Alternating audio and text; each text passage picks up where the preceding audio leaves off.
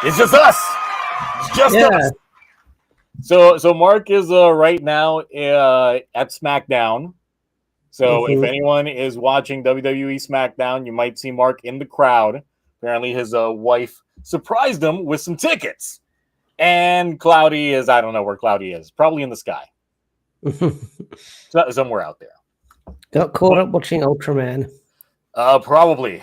Something or the other. I didn't even see this man online. So, hey, it is what it is. But otherwise, I mean, it's been a light news couple of weeks anyway. Last week, there really wasn't much going on for the most part. Plus, I was tied up editing.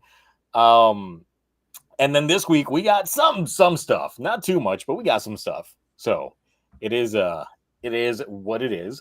But yeah, outside of that, how are you this fine morning, Ash? I am good. I am good. I was editing preview pages for Power Rangers Prime because they're out now. I've been working on other stuff that isn't Power Rangers related, like Radiant Black and talking about Ultimate Wolverine. But yeah, it's like my schedule has just been work, sleep, Marvel Rivals, work, sleep, eat. And you got that new background setup. So explain the look. What we got? Okay. What we got back there? So I have a new desk. It's a sit-stand desk. I'd make it rise, but the cords are so small that it'll probably yank everything up. So it was a struggle to set this up with my dad because I've got that big bulky PC that's a tank to move, and then setting it up. I couldn't even unplug my PC with like the angle I was on.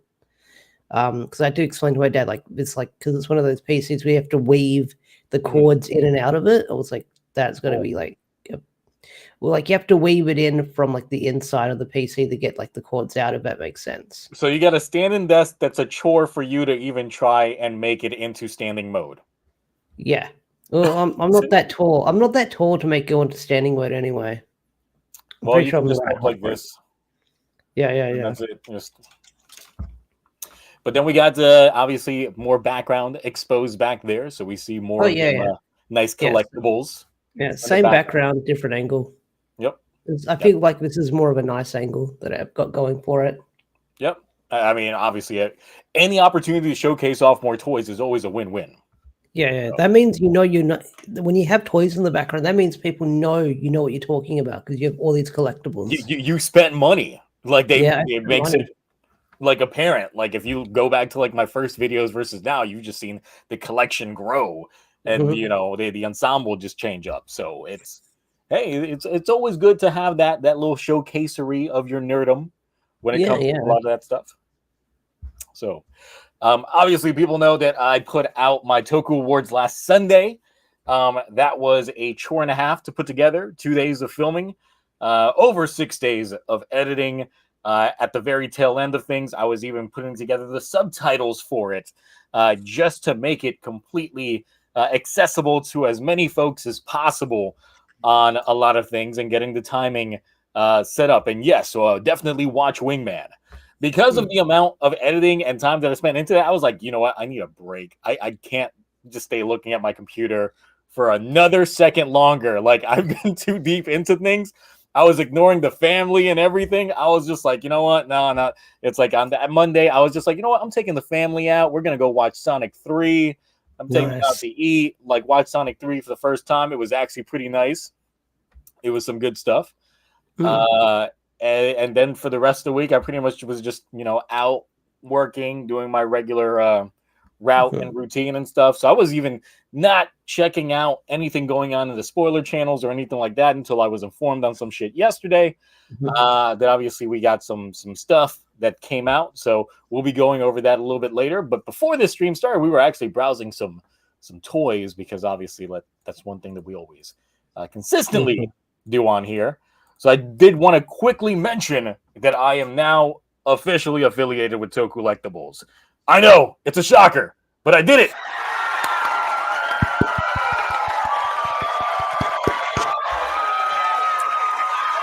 After all pretty much the free advertising that I've been doing with Tokullectibles with this stream, amongst other things, I went ahead and just sent them an email just reaching out regarding things. And actually, my personal link is in the description of this video. It'll be in the description of future videos from now on. Essentially, the way that it works is it's like I just get a small referral commission based off of any purchases made using my personal affiliated link.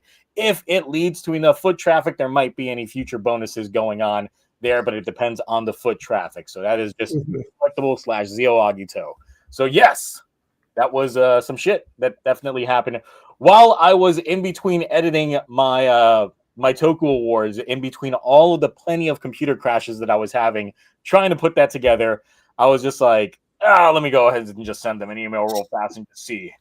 And the quick response and turnaround was actually pretty good. Nice. I had to explain the email that I use for Tokullectibles is not the same email that I use for YouTube or any of my actual accounts. So if they saw that there was like a slight disconnect there, it was because of that. But yes, otherwise, we're good to go on that front. And I'm actually browsing Tokullectibles now just to see what's in stock. And I saw some really good things right now.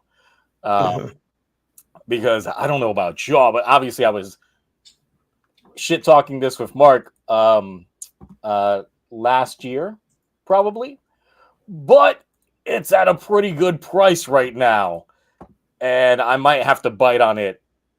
And let me share my screen real fast here. Let me pull this up.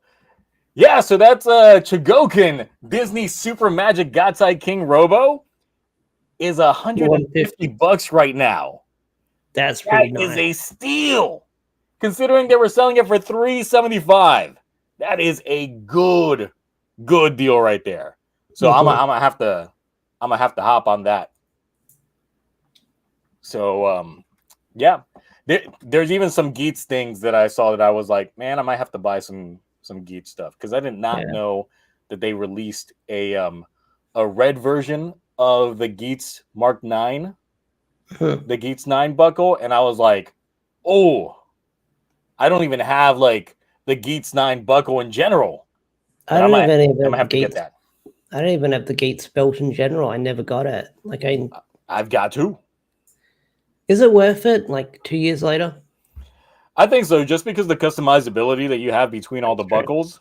It's pretty nice. Like I prefer it over what we ended up getting with Godchart, obviously. Of course. And I haven't spent enough money on Gochizos yet to fully start hyping up the Gavv belt. So I might take that plunge because I keep seeing Gochizos on my Twitter timeline everywhere I go, and I was like, I want to commit to getting the rings for Gojuja this year. Beach Sentai team. Because I know because there'll be Power Rangers related as well for certain teams. But I guess for certain riders that I want to get for the Gochizos, you have to get them in the bundles as well, unless I get them separately on Makari or something. Yeah, because the thing is, it's like I was oh shit. Hold on, I just saw something else that I'm like, I might have to get this as well. That just dropped in price because once again we were shit talking this, but I might have to bite for 180, and that is the Shin Universe Robo. Yeah, get it. I'm like, that's I might have to do it. Godzilla's in Fortnite now. Oh yeah, that is a thing. That is a thing. I haven't tried it, and Hatsumi Miku as well. The memes I've seen around that are freaking fantastic. Oh yeah, Switch 2. That's the biggest news out of this week. The Switch 2 is real. Ah yes, let's become a gaming channel for a quick 5 minutes to talk about. It's the most exciting thing that came up this week. Let's be honest. Is it though? It's the most talkable thing, I guess. I think for me, someone that's been keeping up with the leaks for the I haven't. Literally, that reveal, I was like, "Oh, it's real." Yeah, it pretty much every single leak was confirmed with that. Oh, okay. And even the design, the magnetics to it, the bezel, the tease that they put in the video of it acting like a mouse, because that's the other thing that's been leaked, is that the Joy-Cons have mouse functionality built into them if you put them on their side. So that little tease of them like moving around like mice on there, it's just like, okay, yeah, that's just confirming that. So okay, cool. Yeah, no, like I follow Spawn Wave and stuff like that, but I haven't been following too much of the leaks because it's like a leak every other day. I didn't know what to believe. But yeah, they're all pretty on point. What are the specs? Are the specs going to be? I guess as powerful as a PS4 because it's Nintendo. Yes, but then you put in modernized chipsets, meaning that it'll be able to outperform it or run, things at a much better capability. Plus, you pair that up with DLSS that does, AI computing when it comes to frame generation, upscaling, and texture work. Then, yeah, that's going to technically boost it up. Yeah, so like a PS4 Pro at least, maybe.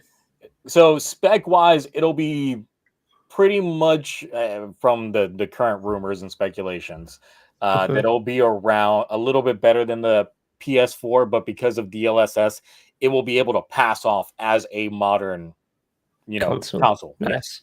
Nice.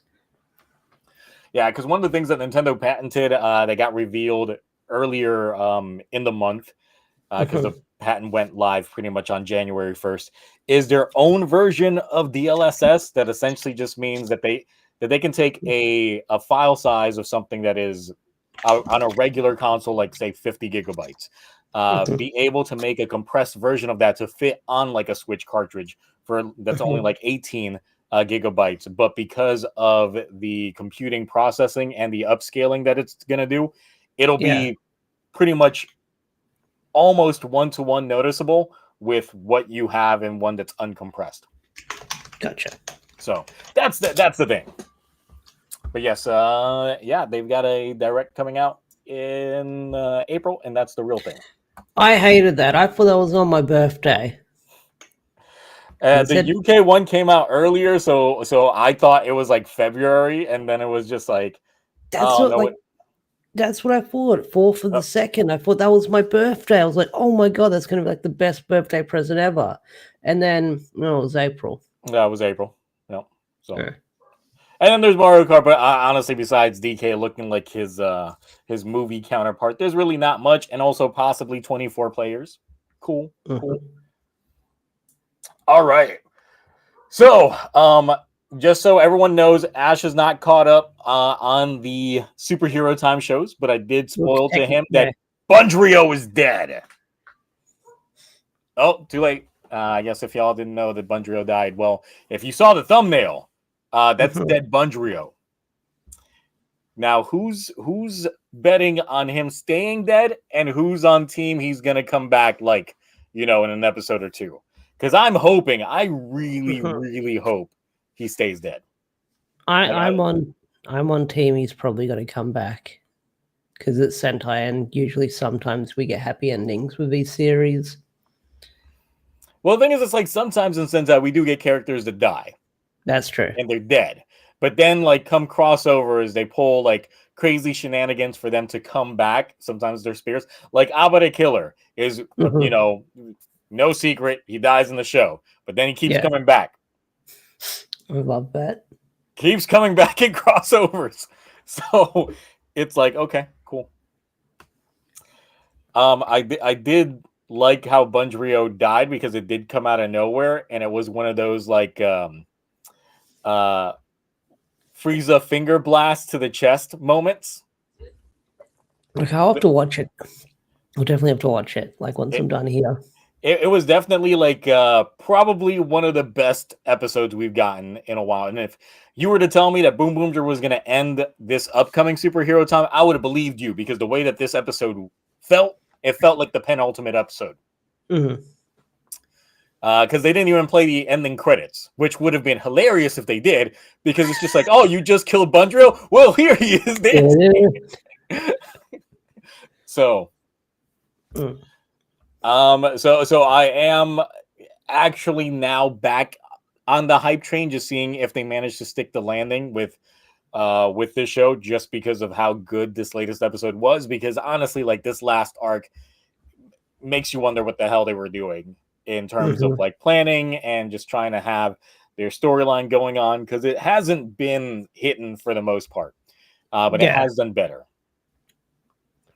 Let's see, that you hope that he stays dead until the end, but you feel that he'll come back because in the preview they put focus on the necklace, which was also in the poster. Well, you know, they could always just use his body as a, you know, a husk, and just you know, use him. Or they can pull the Kamen Rider 01 route, where they essentially try to bring him back, but since he's dead, he gets reprogrammed and he doesn't have any memories that he had before. So it ends up being technically a new mindset, starting fresh from the factory. Bundrio. Yeah, that's what I was thinking they'll probably do as well. They'll do what they how 01 ended. Even though he's not a robot, but come on now, he's pretty much a robot. So it's whatever. So I would be fine going that route. But look, if he stays dead, then like I mentioned before the stream started, if they pull any, which obviously they're going to pull crossovers in the future, and they don't have Bundrio there for the mech fight, they can just explain, yeah, our mech died, so we just can't go big. So it's like, hey, it's just that. Look, Shinobe gets a fresh start. If they start with memory wipe Bundrio and it's like freshly new, the only thing he'll remember is just how to make curry, because that was saved on like that was back saved. That's in the cloud, and he just downloads all the curry recipes, and that's it. And that's it. Gonna be good stuff. And I feel like that would tug a little bit more at the emotional heartstrings if they do bring him back, but it is a reset Bundrio. Because then you're not getting back the Bundrio that you had. This is a new one, so it would kind of tug at them feels. I think that would be the best approach to bringing him back versus just bringing him back. So, I mean, I'm fine with all of that, but since the next episode does kind of feel like the ending, kind of sorta, if they do kind of end things, and that would mean that they're going to be doing some sort of interim epilogue arc right after, but we'll see how this next episode plays out. So Boom Boom just meant to go all the way up to like February 9th, and then it's Gojuju the week after. Which, because of some listings out there is speculation that we might get that extra Boomger that I've been speculating and calling about for like months. And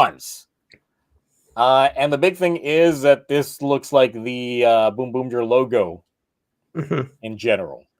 So whatever is this next Boomger, it could be that. I hope it's Shirobei, because if Bundario turns human, that's going to be like the ending of Power Rangers Beast Morphers. Spoilers how that season ends, but I feel like they'll go. I don't want them to go that round. Like, I'm a real boy after all, and then we'll have that. The thing is, it's like, what if they manage to bring back Bundrio, but in a more human-like body, and he becomes that that next Boomger? That could be it. That could be crazy. Yeah. Or it's a Sheeta Babe wearing Bundrio skin. Oh God. Could even the hunter. Could even the hunter. Well, because the thing is, like, isn't the top part of Bundrio's like headpiece the logo of the Boom Boomgers? And that's literally what that is the logo of the Boom Boomgers. It is, yeah, it is. Yeah. So if he does get humanized or get his own Boom Boomger suit, that's literally what that would be. Like, I'd be fine with that possibility. I mean, I would just be fine with anybody besides Girl from the movie becoming the next Boom Boomger. I have not watched the movie. Don't. Yeah, I'm not missing out on much, apparently. Yeah, I would not like her becoming the next Boomger, even though she technically got her own Boom Boom changer because she deboed Mira's at the end of that film. So, yep. Why hate on her? Because she was such a non-character and that had virtually no personality until towards the end of the film, and that was about it. And the film's only 30 minutes long in general. Isn't that most movie characters, though? The Sentai and Rider? Oh. Did it freeze? I think it froze. Uh-oh. Uh-oh, SpaghettiOs. I think he froze. What's going on? What the fuck? What the fuck? Yeah, he froze. Okay, yeah, I just watched... Yeah, Zio froze. Okay, so I'm in charge now. This is the Ashley show. This is the Ash show. Give me one moment. How can I make it like single person? I don't even have control to do that. Okay. All right. Okay, so I'm in charge now. So what do we want to talk about, chat? What do we want to talk about? I'm in charge now until he comes back. I'm in charge. What do you want to talk about? I got to keep this going. What do you want to talk about, chat? Okay, I am in charge now. Okay, I'm in charge now, chat. What do you want to talk about? This is my show now. What are we talking about? So what are we talking about? Let's talk about Ultimate Wolverine. Ultimate Wolverine was really good. I really enjoyed that first issue. I don't know if I talked about this on stream, but my arrival for MMP The Return might have arrived yet. I'm not entirely sure. Gavv? Someone says you want me to talk about Gavv. Gavv, I have not been following. I'm like 2 episodes behind.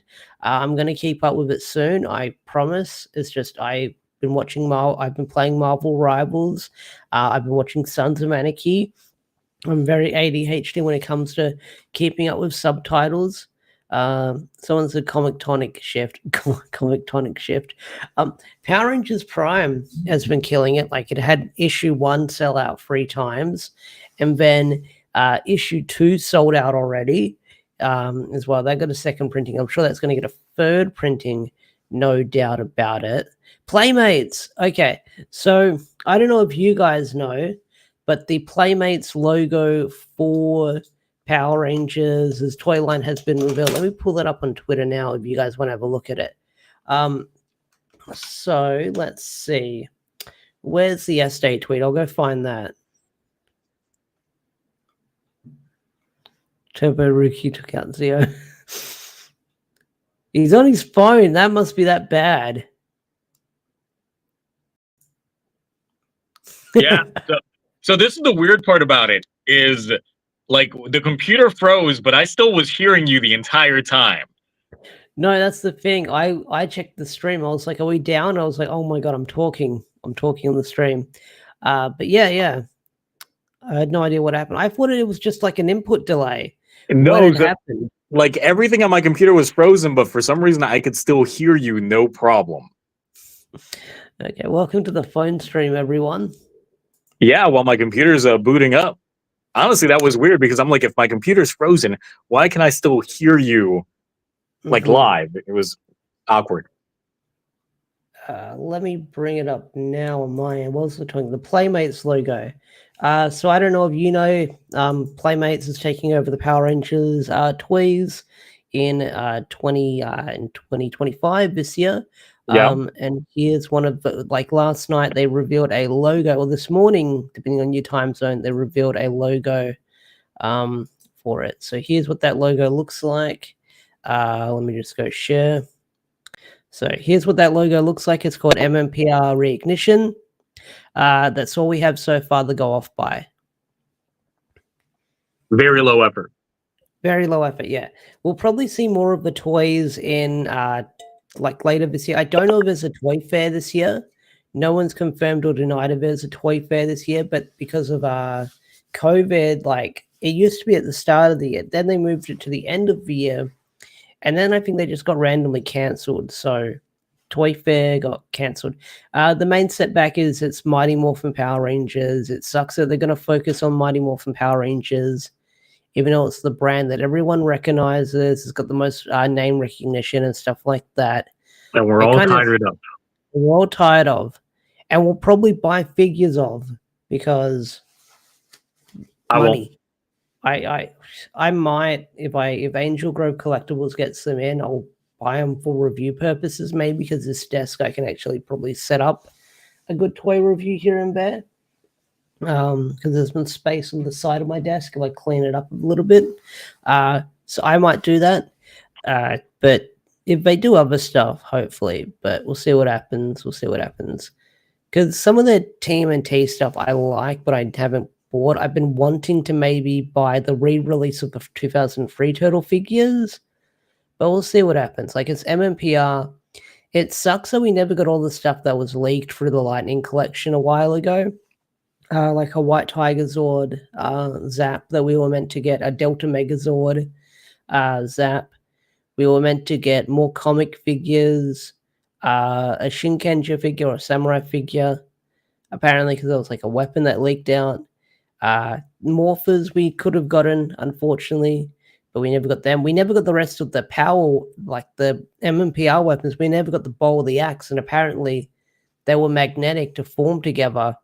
Unfortunately, yeah. Apparently, they were they were magnetic with how some of them connected, but we never got that. And apparently, they were going to do a HasLab for the bow and the power axe, but apparently nothing ever came of that. But I doubt that that HasLab would have done well, because a lot of HasLabs have flopped when it comes to Hasbro. Like, I think they were meant to do that circle lightsaber from Star Wars, if you watched Ahsoka or Kenobi, but I think that bombed pretty hard. And then there's other Marvel stuff that might have like flopped as well that they planned on doing here and there. I thought that flopped because it didn't actually spin. Oh, okay. Well, it might have flopped for that as well.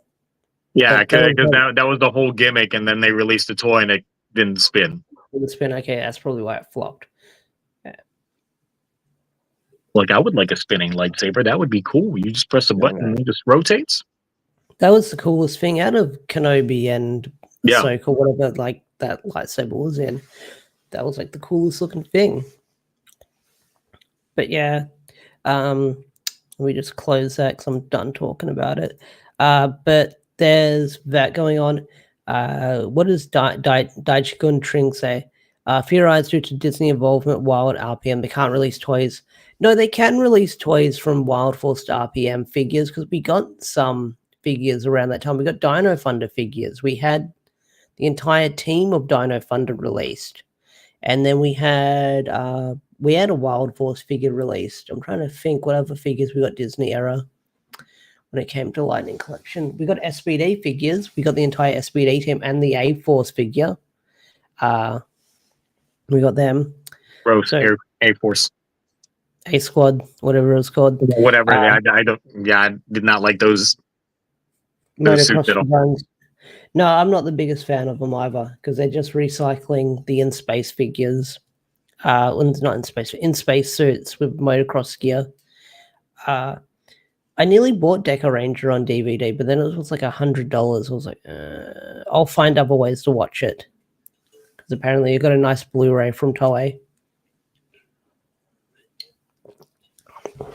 How's the computer going? Is it still booting up? It's loading up all the background applications and stuff. Classic. Yeah. Gotta wait for all that to load. All the Razer Synapse, all of the other things in between. But today, like this year, is some pretty big anniversary for some Power Ranger seasons. It's the 30th anniversary of the movie of MMPR. It's the 25th anniversary of Lightspeed Rescue, the 10th anniversary of Dino Charge, the 20th anniversary of Power Rangers in Space, the year it actually takes place in. So there's that. Someone said Operation Overdrive. Is it Operation Overdrive's anniversary? Maybe, who knows? Are you watching Rangers on stream now? Like you said, No. We're luckily on break from that stuff. We're watching good shows now. You're watching good shows. We're watching good shows. We're watching Changerion. We're watching Ultraman Mebius. Nice. With what you told me, with what BLC can do, I might actually download Wingman and watch the whole thing and try it. The thing is, it's like the subs should be more available. It's just that the people that were subbing it, they put theirs behind their Patreon, so it was available only for patrons for a time, and then after a while they were made for the public. So the reason why I was able to stream it on my streams every single day of, every single week following its release was because I actually was paying money for their sub. Like I was actually paying them. Nice. I check on the cat website when I type in Wingman and I don't see a lot of it come out. Maybe I'm typing it in wrong. Wing-Man. Wing-Man, okay. All right. If you don't put that dash, you ain't gonna find it. No, that makes sense.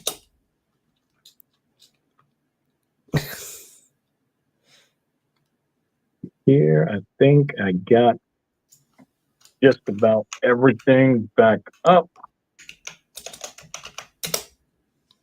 There it is. Subbed and everything. Yep. Okay. I'll most likely needed the dash because I know a lot of people couldn't find it at first because they weren't doing that. You need that hyphen. Okay.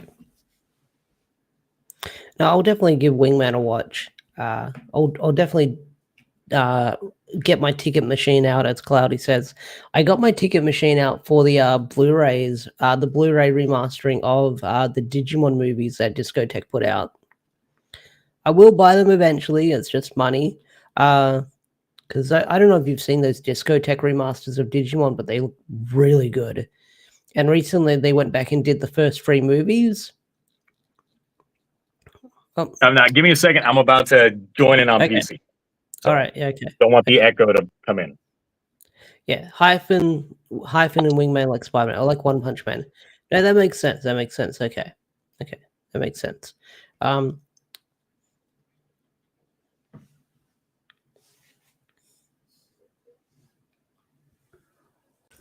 right. I exist again. Hey, welcome back. Hopefully you don't crash again. I feel like I did pretty good holding down the fort. I don't think the viewers dropped that much. Says 0 from my end, so I guess it dropped down by a lot. No, it could just be because I joined in, obviously. So, Crunchyroll. Someone said Crunchyroll always has sales. The thing is, Australian Crunchyroll and American Crunchyroll are very different.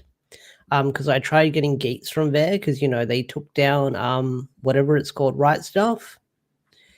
And when I tried importing the Gates Blu-ray, it was going to cost me $200 Australian. I was like, nope, I am not buying this. I will wait for it to go on Amazon and get it eventually. But yeah, I was saying like Discotek did a remaster of the Digimon movies. They redubbed all 3 movies, but they also redubbed the abridged like Frankenstein version they did, which is like That's the one that I saw in theater. Did they redo the what's that? Angela Anaconda? Yes. I don't know. I don't know. I don't know if that's been confirmed. If Aroni Henshin says that they got it. Aroni, please confirm. Aroni, sorry. Please confirm if they actually put in that Angela Anaconda thing, because I don't know if that would have been a rights thing, because that was like a Nick show from back in the day. Yes, it was. It was just so awkward. I remember being in the movie theater and that being like the beginning portion. I was like, that's so odd. And then obviously playing the Kids in America was like the theme song of the movie. That's that weird like Flash music video I remember. The American movie has the original dub, it's just remastered. But does it have the Angela Anaconda special? That is the big question. Well, Jake Schuster says that it's gone. Ah, dang. Well, that thing, yeah, who knows what that thing's probably lost for time. They only redubbed that's what I was saying. They redubbed the individually cut movies. So, yeah, that's what I was getting at. Like, Angela's gone, she can't get us. Yeah, that's what I was saying. They redubbed the original cut movies. Yeah, it was an awkward setup, just having them play pretty much the prequel to Digimon and then tie that into like the events of this film. I mean, it made perfect sense when I was a child watching it, but then like as I got older, I was like, yeah, this doesn't make sense. Yeah. So, yeah, that's some stuff right there. Where were we? Bundrio died. That's where we are at. Yes, he needs to get treated like the Optimus Prime route in the movie where they bring in his lifeless body and they just drop that sumbitch to everyone crying. Like, what are you doing? Why are you just dropping him? Actually, that was like the Michael Bay film when they killed Optimus and they just literally just dropped his body from like I think it was like a helicopter or some shit.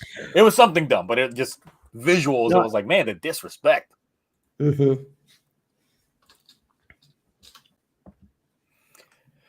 it's like, look, it's like Shirabe would make sense to be on the squad. I mean, she's definitely got an axe to grind. But I feel like a moment might have been a little past. But I mean, I would definitely welcome that over the girl from the movie. So yeah, careful, because this is what you said in the stream went down. Oh yeah, that's true. I can't be talking about old girl from the film. I'll die again. Yeah, they might stream snipe you. Yep, can't be saying things about her. The movie was better than Gotchard. When is that Gotchard graduation movie coming out? I don't care. Someone will just tell me, "Hey, Gotchard movie is subbed," and then I'll be like, "Oh boy!" I can't wait to watch it. Due to my obligations of streaming this stuff on Twitch, I'll have to put myself through the ringer of playing it. Hooray! You're gonna get blasted. You're gonna get blasted during that stream. Probably. It's like the same thing whenever this final episode of Outsiders gets subbed. I thought it was like the final episode 2 weeks ago, or like last time. I thought last time was the final episode. The final... I don't fucking know. I don't...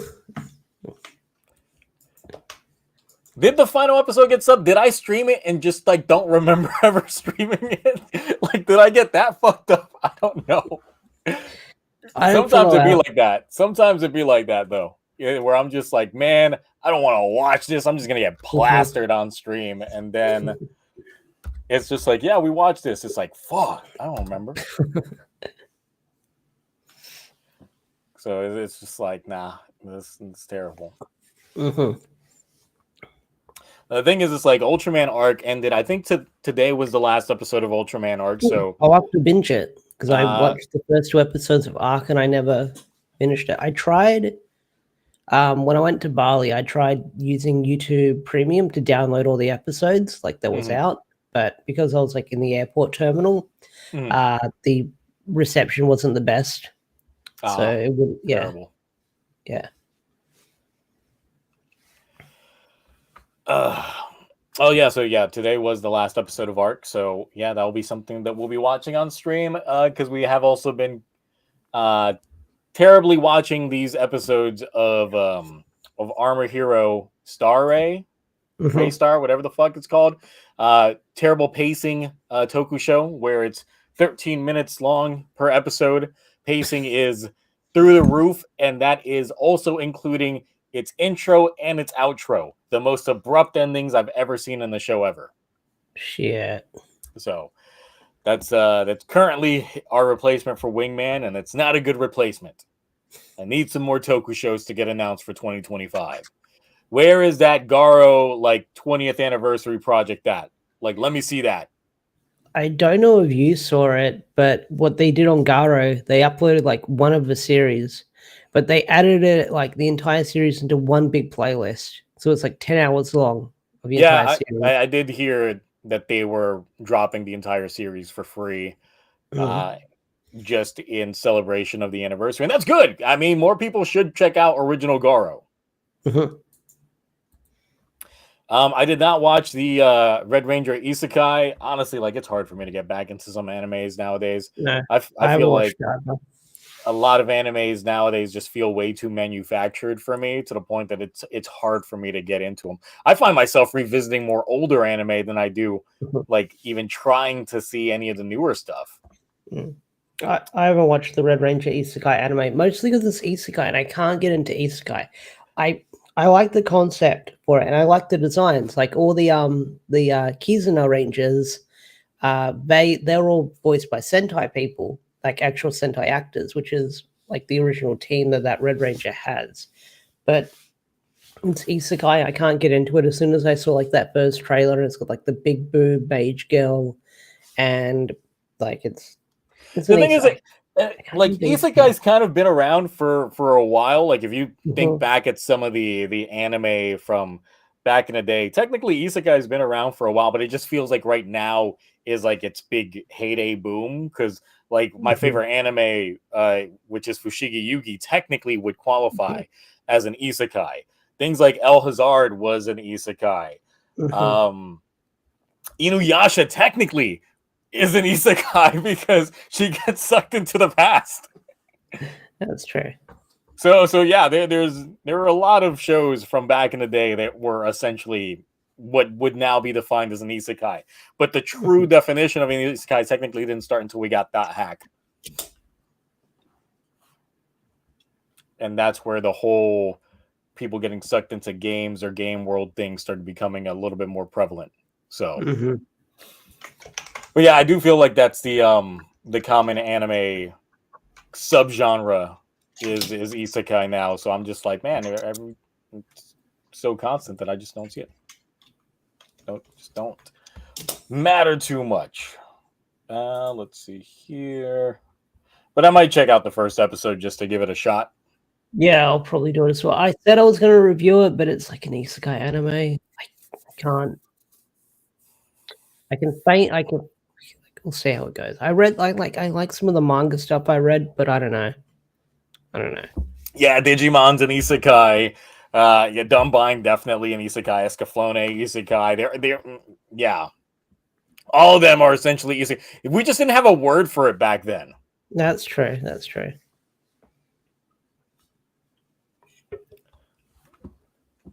But yeah, I might just check out the first episode. But it's a lot of these shows just feel a little bit too manufactured. They either have a very short episode count as well, or there is a long hiatus between seasons that makes me kind of disinterested in continuing on, because when it's 2 years between seasons, I don't care. When I got into I think the last anime that I got kind of into was just when Attack on Titan started. Oh, yeah, I was going to make that joke. Looking at you, Attack on Titan, between 2 to 3 years between seasons. Yeah, exactly. So when the first season ended, and it was just all right, when's the next one? We don't know. Oh, okay. And then they announce it a year later for another year. I'm you know what? I'm just going to read the manga. I'm just going to do that. I mean, One Punch Man, like season, like there was a big gap between those seasons, and they've changed like studios a few times. And you could tell the quality change between those seasons. Well, the first season one was done by Madhouse, and Madhouse doesn't like they did Death Note. I think they kind of did a little bit of stuff with Beyblade. They done Hunter x Hunter. I love the 2011 Hunter x Hunter series. Solo leveling. I need to see everyone. Like, there's someone at my work who's like younger than me, like maybe like 18, 20. And like they're like, you're into anime? I was like, yeah. I'm into the One Piece channel on me, and was like, have you watched Solo leveling yet? I was like, nah. Yeah, in a lot of instances, I would honestly just recommend that people just read the mangas because at least you're getting the authors, the mangakas' true work in there. True work, yeah, exactly. And you don't run the risk of running into filler. As someone that watched Naruto when it aired, and then had to deal with years of filler until we got Shippuden, and then I was just like, all right, look, this is why we waited years, was so we can finally get to this portion without any filler. And then we got past the first arc and it went straight to filler, and I said, fuck this, I'm reading the manga. No, I did that with Dan to Dan. So someone said watch Dan to Dan. Like, I watched all of Dan to Dan season 1, and I jumped to the manga, and then I binge read all of the manga, which was like 120 something chapters in the span of 2 weeks. That's mostly because I had train rides to work, so like each train ride there and back is an hour. So, but yeah. And the thing is, like, there's just some things that kind of don't translate to anime well. Because I know, like, the recent issue has been, like, what was it? Izumaki had, like, a really bad second episode and so on in terms of, like, the quality drop. Like, had a good first episode, but then everything else was, like, consistent quality drop. And, like, I'd argue that Futo PI, like, it had a good trailer, but the double suit just looks bad translated into anime. Like, it's just not that great. So I'm not hyped for the next part of the anime that they got going on. So 6 months of filler and shit would have made me hate the show. I remember that. Fuck. I remember that. But yeah, Toku stuff. What else is Toku out there? Well, obviously we got this new toy they got showcased. Oh yeah. We were going to talk about that. Then we got like 50 other things. Let's see if my my computer's gonna freeze this time. Let's find out. And dead now. Uzumaki was backstage with a. We're talking about bitter snacks now, GOA. Yes, so we got this thing. What do you think about this? I like it. The form I like from the angle we're seeing it so far. I mean, it's red and black. You always win me over when we see red and black. I was sold the second I saw the red and black, because the thing is, in the poster you can't really tell too much because of course it has the darkened tones to it. So I couldn't tell if it was going to be fully red or like how they were going to do it. Definitely a lot more edgier when it comes to it. It definitely giving me that Crimson Veil vibe. So I'm liking what I'm seeing here. No, same here. I know prediction. This is probably going to be the Berserker form, I'm guessing.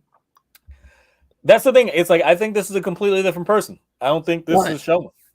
Okay.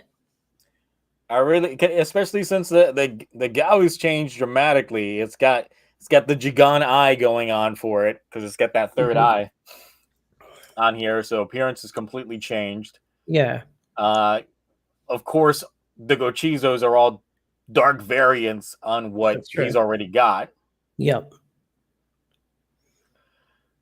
And then I know that there are some people questioning some things based off of the side art, because on the box on the side, they're looking at this pose that they're making, and this kind of leads some people to believe it might be Nirib. Oh, okay. Which was one of my top contenders for being this, just because he's got all the notes. He's running the trial tests on everything. going on with Flam. And of course, why wouldn't the scientists want to try and experiment on themselves once they get to like their end goal or something like that? So completely could be possible. Mm-hmm. Thing is, could it be Rango?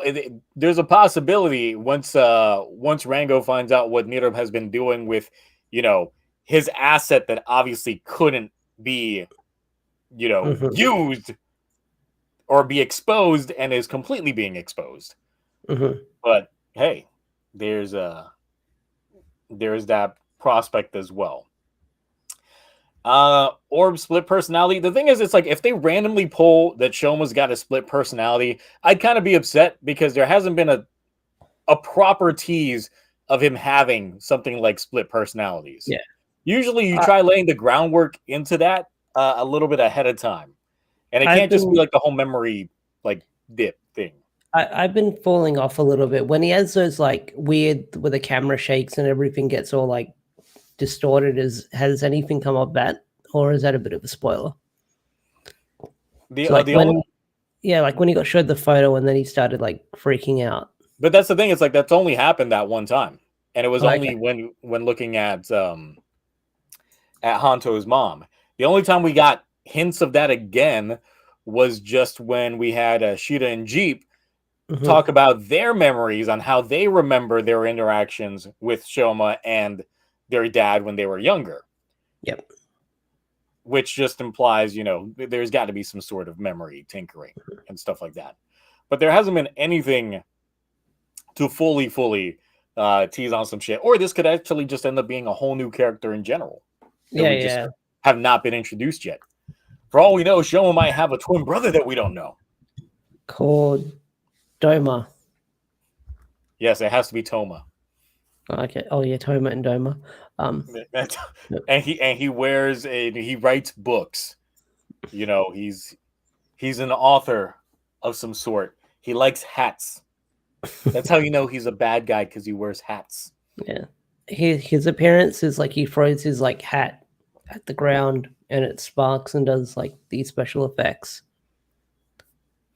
A dragon might pop out or two and then transform into a Gochizo. The thing, so you think it'll be Jeep just based off of the pose that's being done here? I don't see that as a Jeep pose. Hard to say. Plus, the thing is like with Shoma being so well known as Akagavu, Red Gavu, this being black just kind of gets rid of that notion. So that's why I'm in the ballpark of thinking that this is someone else entirely, because it would make more sense, especially if someone's using whatever Shoma's got against him, unless this is also another human Granu hybrid that once again we have just yet to be introduced to, and we're gonna start getting the seeds laid into. But since Nito does have the notes of the experimentation that was done on Shoma's Gavu, honestly, he could literally just reverse engineer that. And now knowing the trigger to creating his Gochizos is human food, they can do the same thing as well. It's just depending on these Gochizos, how exactly we get to what we got might, I guess, vary, because of course there's we got potato sticks, which definitely looks like Legend. I really hope it's not. It better not be Legend. If this is Legend, if this is Legend, you thought you got rid of me. I'm getting a passport instantly, going to Japan, going to Toei's HQ, and I'm gonna have to fight somebody. Because it better not. Don't you be putting no Legend in my Gavu show. Don't be putting him in my good show. Don't need him in my good show. I will fight somebody. I will go to Japan and fight. I will go there for the sole purpose of finding somebody and fly my ass back. I don't even care about seeing the sights. I'm just going there to handle business. And that's it. Don't be doing that. Though it'd be crazy if his form change is literally just legend, and then that's it with the big balls too. So yeah, pretty much full palette swap. He's got his own sword as well, so it's literally just a dark Gavu. Yeah. On the entire aspect. So I'm just okay. I mean, I'm liking the design of it. This is definitely one of my more liked darker iterations on main rider suit. Probably got to get this belt just because I want these dark Gochizos. But how do you think he acquires these Gochizos? I guess there's probably like stragglers of the Gochizos that they capture, like because they go on rendezvous missions like ages ago. I remember, so maybe they get captured, or maybe like because maybe they get grabbed when Toma has to sacrifice. Yeah, shouldn't I said Toma? Shoma. Shoma. Because like they reproduce whatever they were doing. I remember, so maybe that's how they get grabbed. I don't know. That is the curious part. Like, how do they get these like dark Gochizos? You are right in the chat that 3 of Shoma's Gochizos, it was the 3 variants on the gummy Gochizos did get captured by Nirub. But here we see different ones. We got a VR can, dark one. We got a Zaku Chips dark one. So how? But if you go back to the previous box, the first one, yeah, it says sparkling gummy as well. Yep. So yeah, I guess they get experimented on. Or I mean, there could be different things. I honestly just threw this theory out of my ass when before the stream started, of like, hey, what if this is just zombified versions of the husks left from the Gochizos that Shoma's already used? That'd be brutal. Like, it's like, yeah, their souls went to heaven, but what about their bodies? It's like, what if they just get zombified? That'd be dope. Hold that thought. I'll be right back. I get a toilet real quick. See, he's going to be making his own Gochizos in a moment. I will. All right, I'll be. Look, just because there was no bodies, you didn't see them Gochizos get no flowers. I'm just saying. The Gochizos didn't get the flowers. So those actors could be coming back. The Gochizos themselves just going to be coming back. I mean, they could really go into, it's like, yeah, they don't actually disappear. The husk of the Gochizos just go somewhere else, I guess, to get recycled. And that could explain it. It looks like they disappear from the driver, but they actually just go somewhere else. And that could just be the thing. I can't imagine each Gochizo, they just give them a little tiny flower every time they've done their work. It's like, here you go. That's it. You see the pictures on their official Instagram of them just holding the flowers. Hey, that'd be great. Yeah, I think they should now do that. Someone tell Toei they should do that on Kamen Rider Gavu's like official like social media account. Is every time a Gochizo's died, they post an image of their Gochizo just holding a small flower. I think that would be great. Be down for that. I think a lot of people would get a kick from that as well, especially the episodes in which they kill a lot of Gochizos. You just see like 20 of them dudes all holding like flowers. Amazing.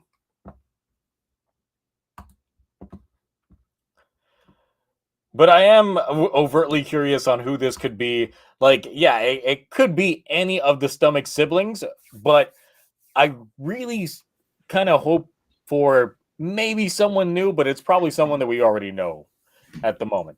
Now, Shoma, I'm still like in a 10% nah on. Like, I think he's got a 10% shot of this being him. But I think it could be. Honestly, I lean more heavily on it being someone else, especially with the way the poster is. It'd be odd if there's just 2 versions of him just there. Yeah, running around. So I feel like if this was Shoma's new form, it would have been on the front of the poster for this quarter.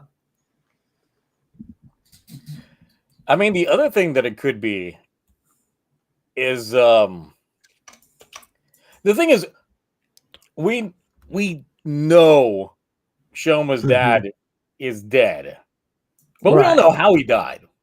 That's true. We never saw the body. We never found out how he died, the exact details of how he died, or anything like that. And I'm just like, this would be one hell of a daddy's back moment if it is him. And that's always like the recipe for we never saw the body, and then the father makes a grand return.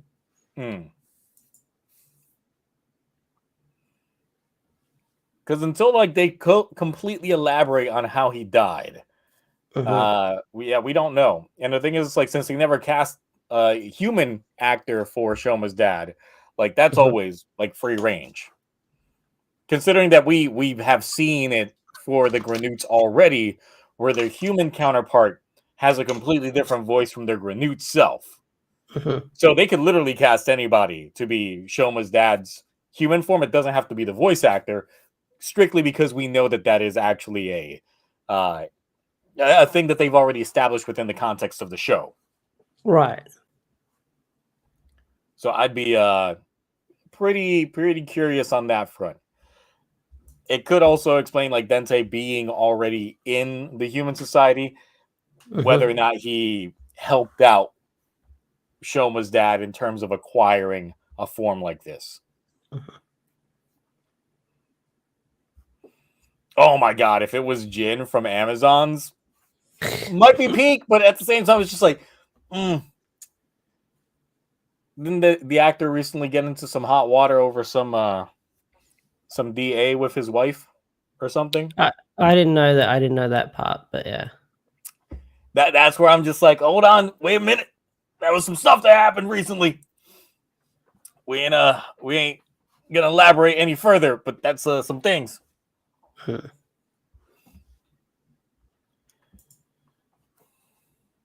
Yeah, no, I like the form. I'm gonna buy this toy.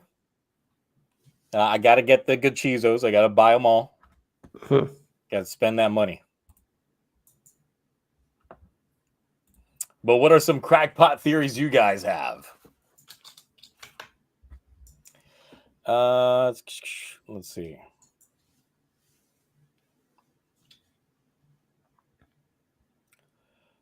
Must your speculation be linked to someone not actually being dead? Kind of feels derivative. I mean, technically everything that Gavv has been doing has been in homage to a previous writer in some way, shape, or form. It's just twisted it to a form. And I mean, this is a franchise that is 50 years old. Yeah. You can't be original 100% of the time. The thing is, I would prefer it being someone new, but 90% of it implies that it's probably going to be one of the siblings, which is the expected route. But I think it being the father would be that nice twist, just because we don't know anything really when it came to his dad being dead. Outside of he's dead. Now it's time for us to take over, and that's really it.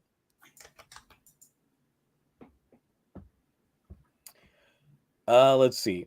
Hanto's evil brother. Ooh, interesting. And that's why in the poster, Hanto's looking like he's siding with the bad guy, with this guy. Or it's Hanto's mom. Bitter Gavu is Hanto's mom.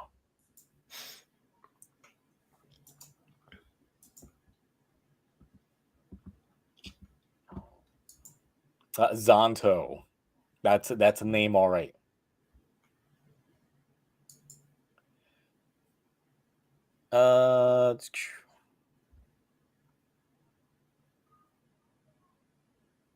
Let's see here. Did we even seen Hanto's dad? I mean, we haven't seen Hanto's dad. No. It's not a thing. I think it would be that character from the flashback last episode. Okay, so you thinking that it's Lage 9's family member? I don't know specifically. The person that actually was addicted to the dark snacks. That is Lage 9's entire motivation piece currently.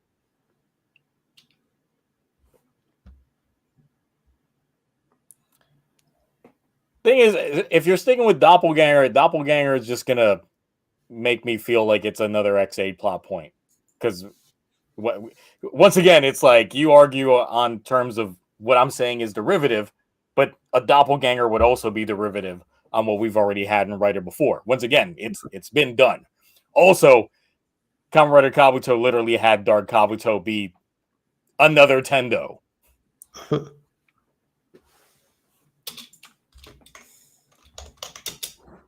So it's like, once again, they've done it. X8 probably did it the best in terms of execution, but yeah, because the explainer in Kabuto was kind of so I'm not really feeling on that one. For another bad idea, it's a Frankenstein mix between Shoma's mom and no. But the thing is, we saw Shoma's mom get glassed, completely pounded on, and then smashed. No. Hanto's, but he got snapped in half. That's the thing. It's like these are people that we've seen in terms of Gavu's story explainer. We've seen the body because we've seen Shoma's mom's body after she got glassed. Same thing with Hanto's mentor. We saw him get glassed and smashed in half. So it's just like, yeah.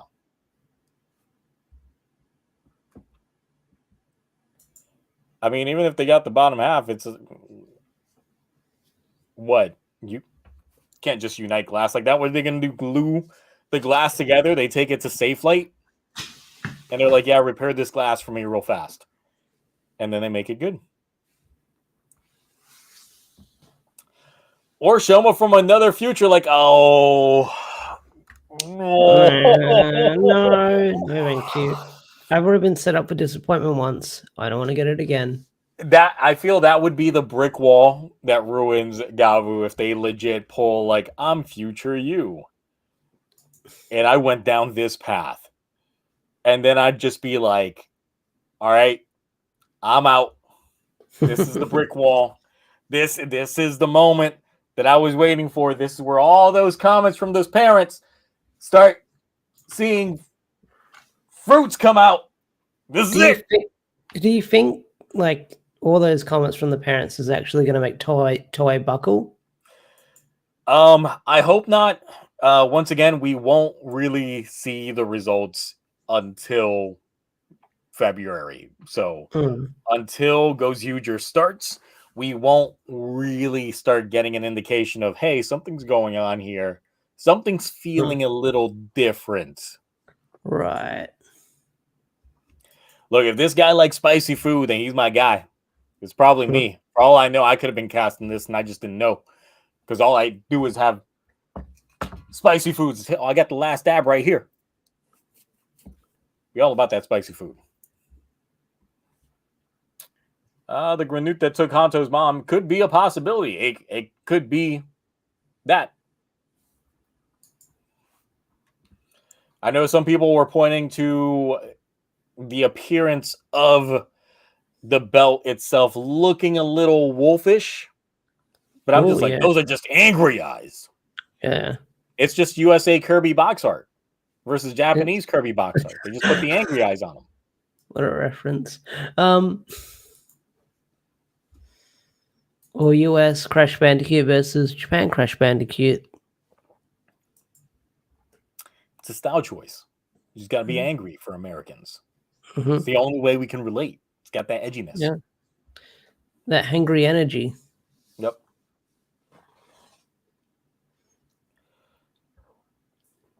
Thing is, it's just like, all right. let's focus on that hand pose here. Okay, so they got doing this, and they're pulling a threefer. Mm-hmm. That mean anything? We seen anybody pull this pose? No. Crash Bandicoot.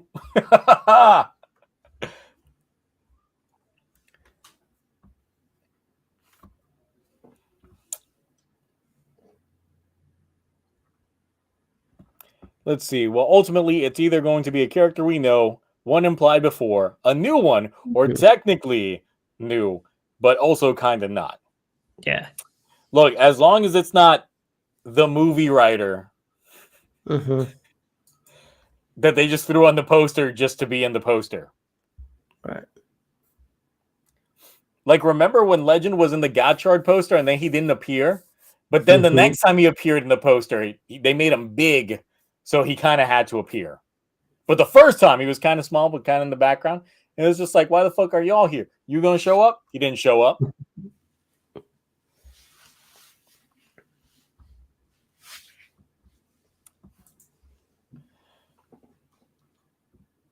Let's see. Black Kaito from Down. Nah, it could be. This would be Bitter Kaito.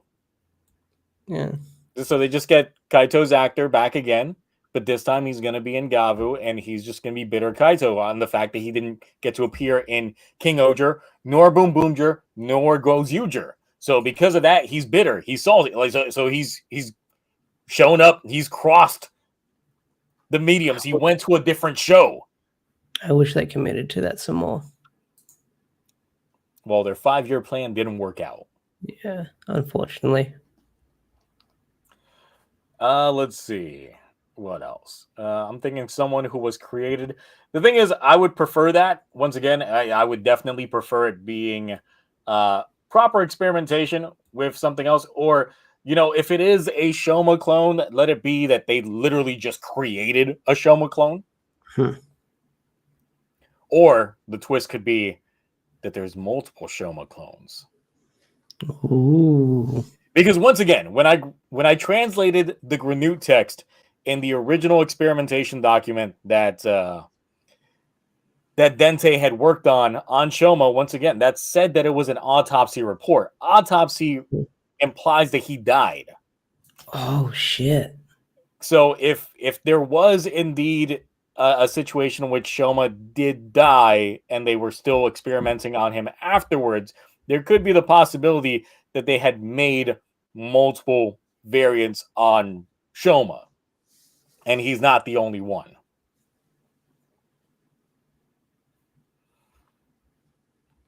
So in order to keep like his father, I guess, appeased, they were like, look, this has the potential to be the best one that we got, but he died.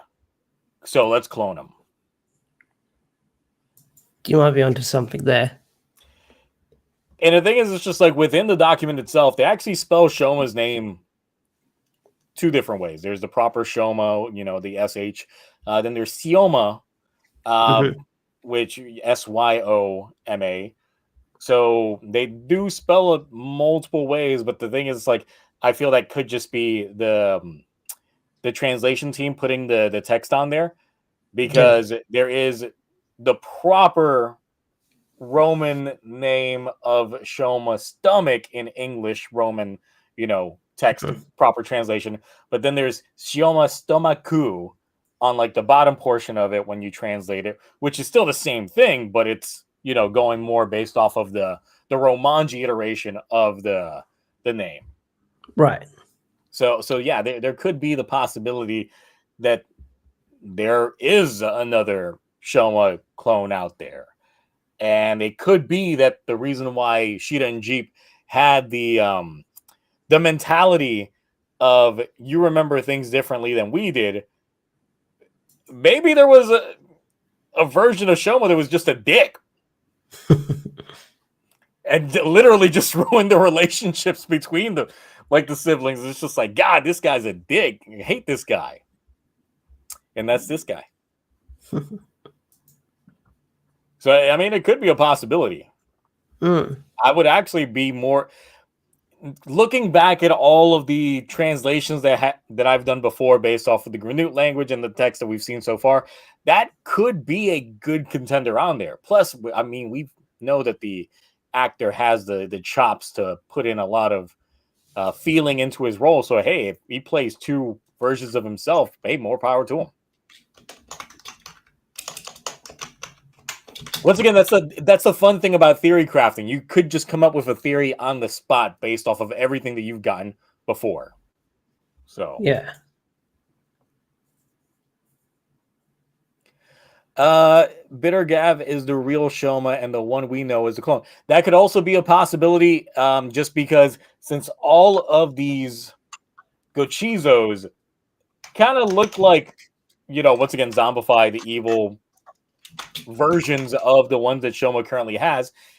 Once again, if the original Shoma did indeed die and then got revived, that would make a lot more sense on why these guys look the way that they do.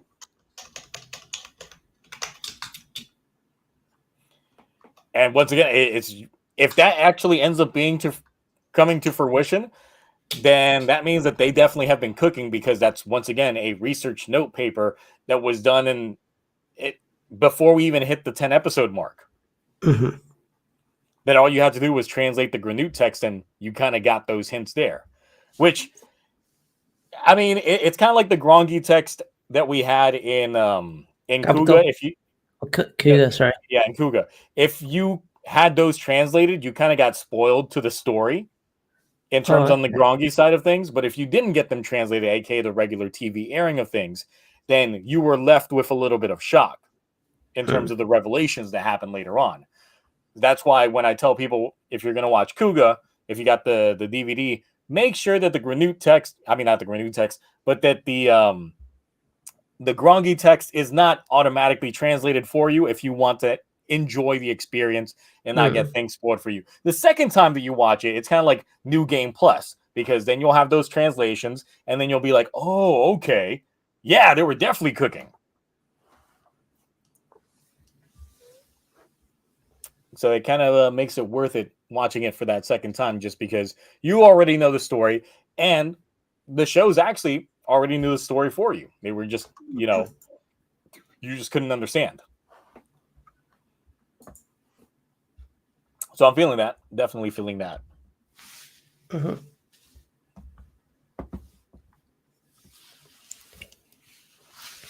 And it's not like things like, clone stories based off the original is not, anything new in things, but if it's done correctly, then it's pretty good.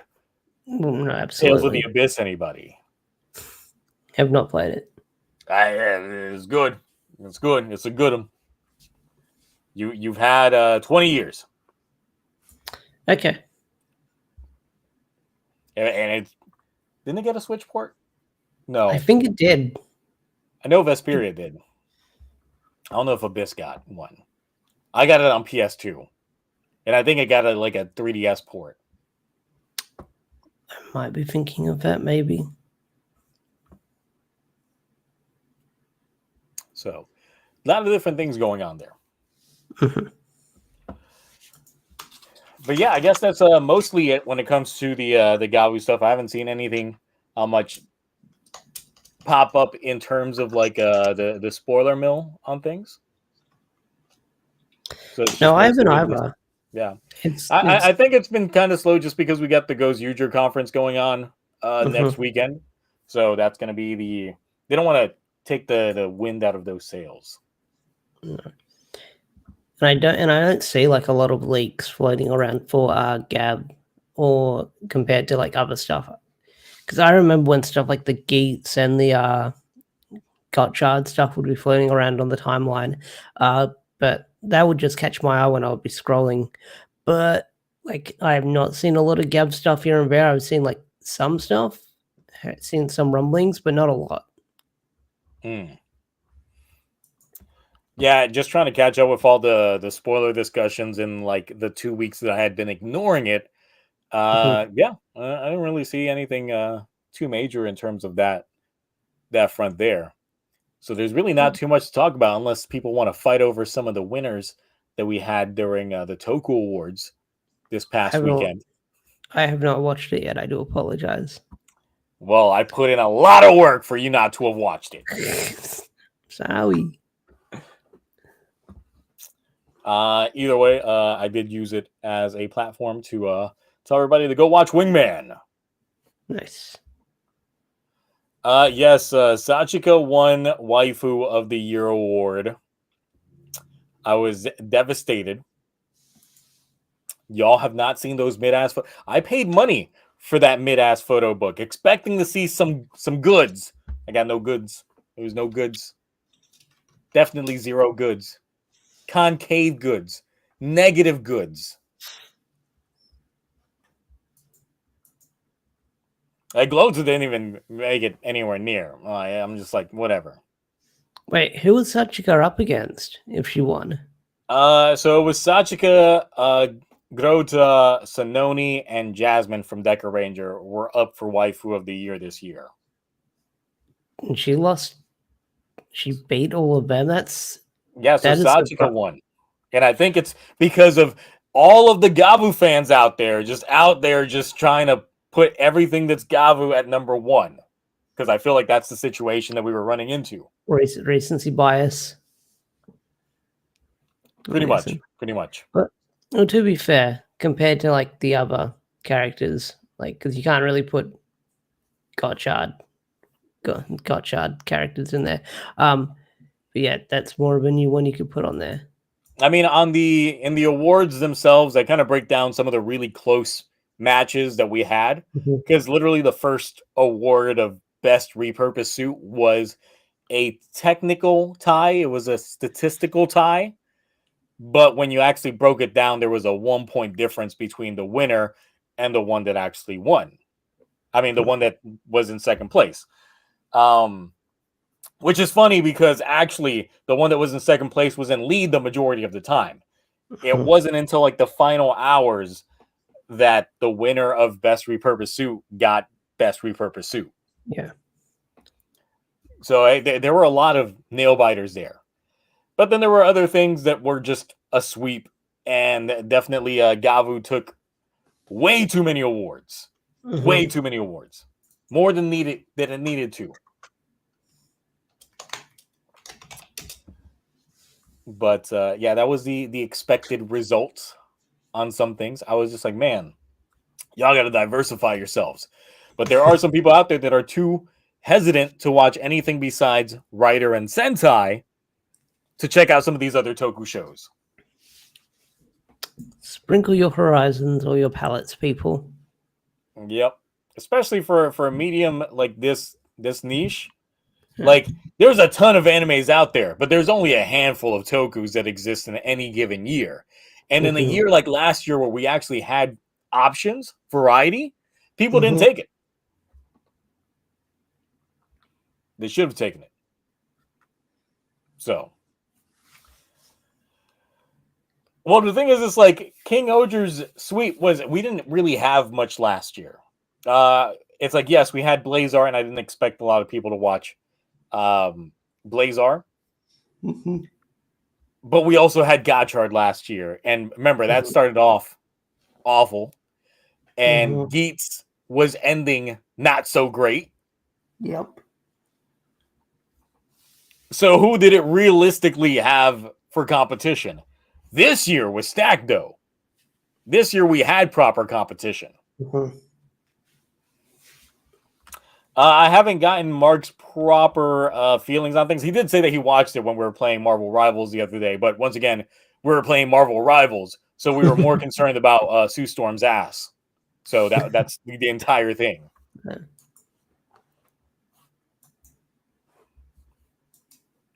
The thing is, most of the things that came out last year, Garo was great.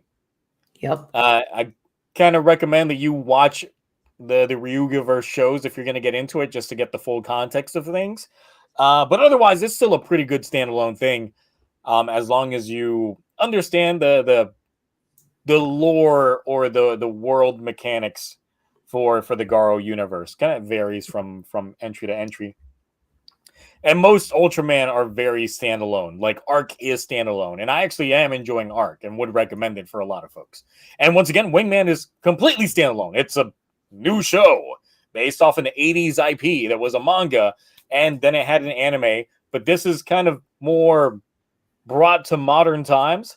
And normally that can be taken as a positive or negative, but by that I just mean the references are more on modern stuff just because of Kenta being a tokusatsu fan that just is obsessed with a lot of different tokus. Like his room is sensory overload when it comes to all the toku shit he's got, from stuff dealing with Metal Heroes to other stuff. So it's, once again, good stuff. The thing is, I feel that a lot of folks fall into a little bit of a checkbox mode of expecting certain things from a Toku show just because they've only watched Sentai and Rider. And the thing is, it's just like, no, every show kind of has their own formula, because a lot would probably agree that that's why when Haim Saban was bringing so many Tokus over to the West, he gave them the Power Rangers treatment, but that kind of formula doesn't work with the shows that they're being adapted from. It worked for Sentai, but it didn't work for when he brought Masked Rider over, when he did VR Troopers. Luckily, the formula was completely different for Big Bad Beetleborgs, and that's probably why it survived for as long as it did. But trying to make everything to be a Power Rangers-esque type thing does not work for those kinds of shows. They have their own flavors for a reason. That's what makes them get their dedicated fan base. Ultraman, and the more that I've watched it, I'm getting the formula. I'm understanding what they're working with there. It is completely different from the formula that we get from Rider and Sentai. And that's the thing. It's like when you watch a lot of these live action shows, you have to understand that they're going to come with their own tropes and just standards that are completely different from what you're used to. And that should be a good thing, because you don't want every show to just be a clone of another one. They got to bring their own flavor, or else what's the point?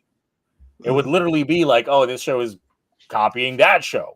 It just has a different suit design, and that's about it. So really, just diversify your palette, folks.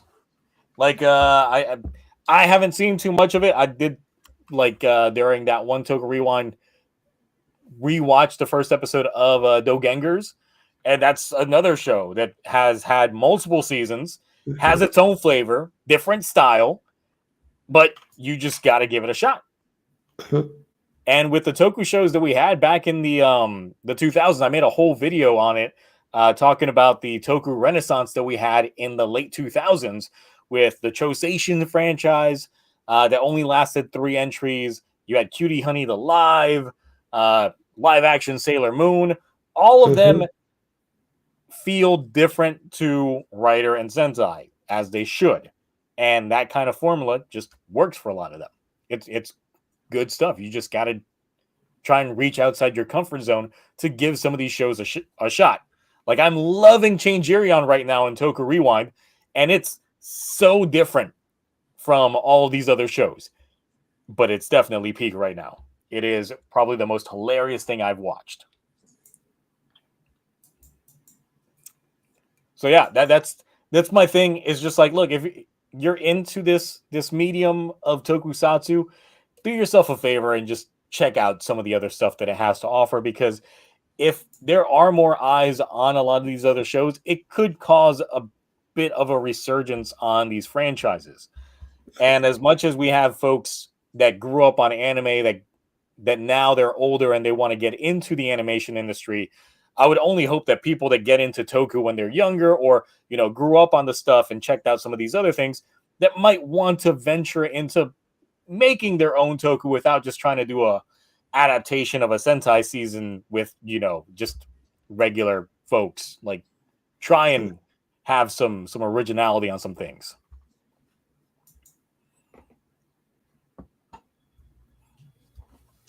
So yeah, those are my 2 cents on that stuff. That's your TED Talk. Yes. That is my spiel on Toku. Gavv does indeed count as Toku. It checks a lot of the Toku boxes, so yes, it would count. Hell, a lot of the 80s shit that we had in the US, like RoboCop, technically would count as like American Toku.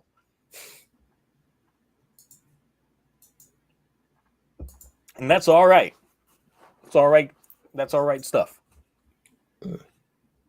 I mean, I'm in the camp of Doctor Who being technically a British Toku. Like, there is enough special effects and suitmation in there that I feel like it qualifies. It went through its own Showa era, then it went through its Heisei era. And now it's in the Reiwa era. Yes. It's like classic Doctor Who is just Showa era Doctor Who. And then when they brought it back, that was Heisei Doctor Who. So, hey, it all factors into things. That's the mindset I've always felt. But yes, if you haven't checked out the Toku Awards yet, check it out. Put in a lot of work into it. I think it was like 1.5K views when I checked it out like the other day. But I'm just like, I don't even look at the views on my videos anymore. I stopped caring about the analytics.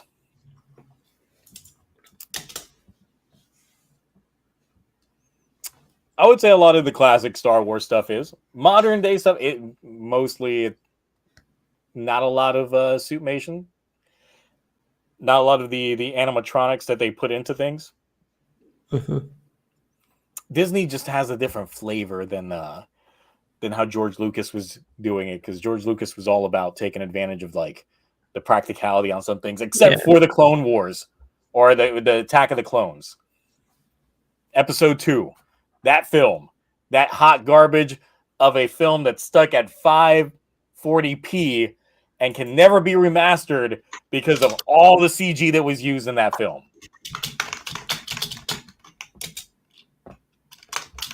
Yes, the CW shows, I think, would count as American Toku. Mm-hmm. Checks all those boxes, and some of them were really good until they stopped being.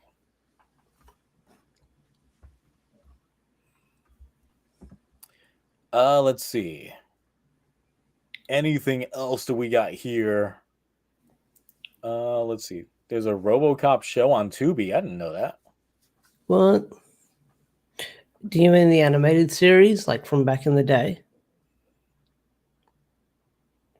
Unless it's live action. I mean, I know that they had that remake movie several years back. I think that was already like 10 years ago. I actually like that one. I think that movie got like a bad rep. Remake, when did that? Yeah, 11 years ago. 2014 it came out. And that suit is very Toku when you look at it, like the black and like that suit is very Toku. Let's see. Spawn. I think I have like RoboCop on 4K downstairs. Batwoman, I never watched the Batwoman show just because the way that they kind of forced fed her during the crossover event. Like we missed out on some peak crossover action just to propel Batwoman up. And then that show apparently didn't do so hot because they lost the actor within the first season, and then they changed it up where someone finds her suit in the trash can after, I guess, her plane explodes. I don't know. That show, like, crazy. Like, there were a handful of CW shows that I actually kept up with until, like, I just stopped keeping up with. Yeah, like I've said multiple times, I fell off Arrow. I watched like halfway through season 1 of Supergirl, and then I fell off Arrow after season. I watched all of Arrow. Do I regret it? Yes, towards the later half. I thought the ending was all right, though. Flash, like, loved it when it first came on. I kind of it started dying for me. Like, I think about the last 2 seasons, once they stopped focusing on Barry, and they literally had like every episode was focusing on someone else on the ensemble cast, and I was like, yeah, this feels weird. Then I saw how it ended, and I was like, this is terrible. Wow. Okay. I've seen my YouTube short feeds has been filled up with like a lot of like edited videos or clips from like Arrow and stuff like that here and there. Black Lightning, completely underrated show. That was a really good ass show.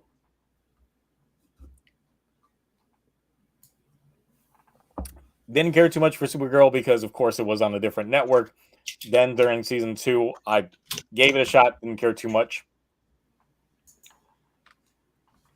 I did like the first season of Legends of Tomorrow, and then once they started the second season, I could not be bothered. Superman and Lois was peak. I fell off once they recasted one of the sons. I got to rewatch it. Mark keeps telling me it continued being peak, so I got to get back into it. Did they have any other ones? They had that Stargirl show that I think I watched the first season of it. There was like a Stargirl show and I think a Swamp Thing show. I never watched Swamp Thing because it got canceled the day it premiered. Oh, really? Yeah, pretty much it premiered with them already saying it's been canceled. Yeah, I think because it was too expensive. I never heard people talking about it, but I know that although apparently it got a 92 on Rotten Tomatoes, maybe I'll look it up. But apparently James Gunn is trying to bring it back, so I don't know if that will be that same Swamp Thing. I doubt it. Apparently that set was just way too expensive because they literally had to flood a whole set just to make it work. Damn. And that's why they canceled it. It was just too expensive of a show. The only thing that I regret missing out in Legends of Tomorrow that anybody can just look up online out of context is the fight scene that they had at the Wax Museum featuring Cisco's Thong Song. What? That is, yes, there's a whole fight scene that they have with Cisco's Thong Song playing in the background being sung by Cisco. Is this in Swamp Thing? No, this is the DC's Legends of Tomorrow. Oh, okay. It literally just look up Legends of Tomorrow Thong Song on YouTube. You will find the clip. I will definitely look into it. You will find the clip. You will thank me later. Or just say, what the hell is wrong with you? And I'm like, look, that was the 2000s anthem right there. I don't know what y'all talking about. That was the anthem. I mean, I prefer Like a Dragon, but it's not as popular as Thong Song. Nah, a lot of people don't remember. Or Unleash the Dragon. Yeah. It's like Rick Astley's second hit song. Which song? Exactly. But I still hear it in grocery stores when I'm in there. I think it's like Together Forever, something, whatever. Oh, no, okay. No, that song I remember. I guess that song. Yeah. No, okay. Yeah, see, someone else remembers the one part of the song that everyone just knows, and that's it.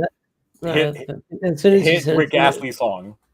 As soon as you started singing that, like one part, I was like, "Oh, okay, I remember that song." Yeah, I know that one song with that one lyric.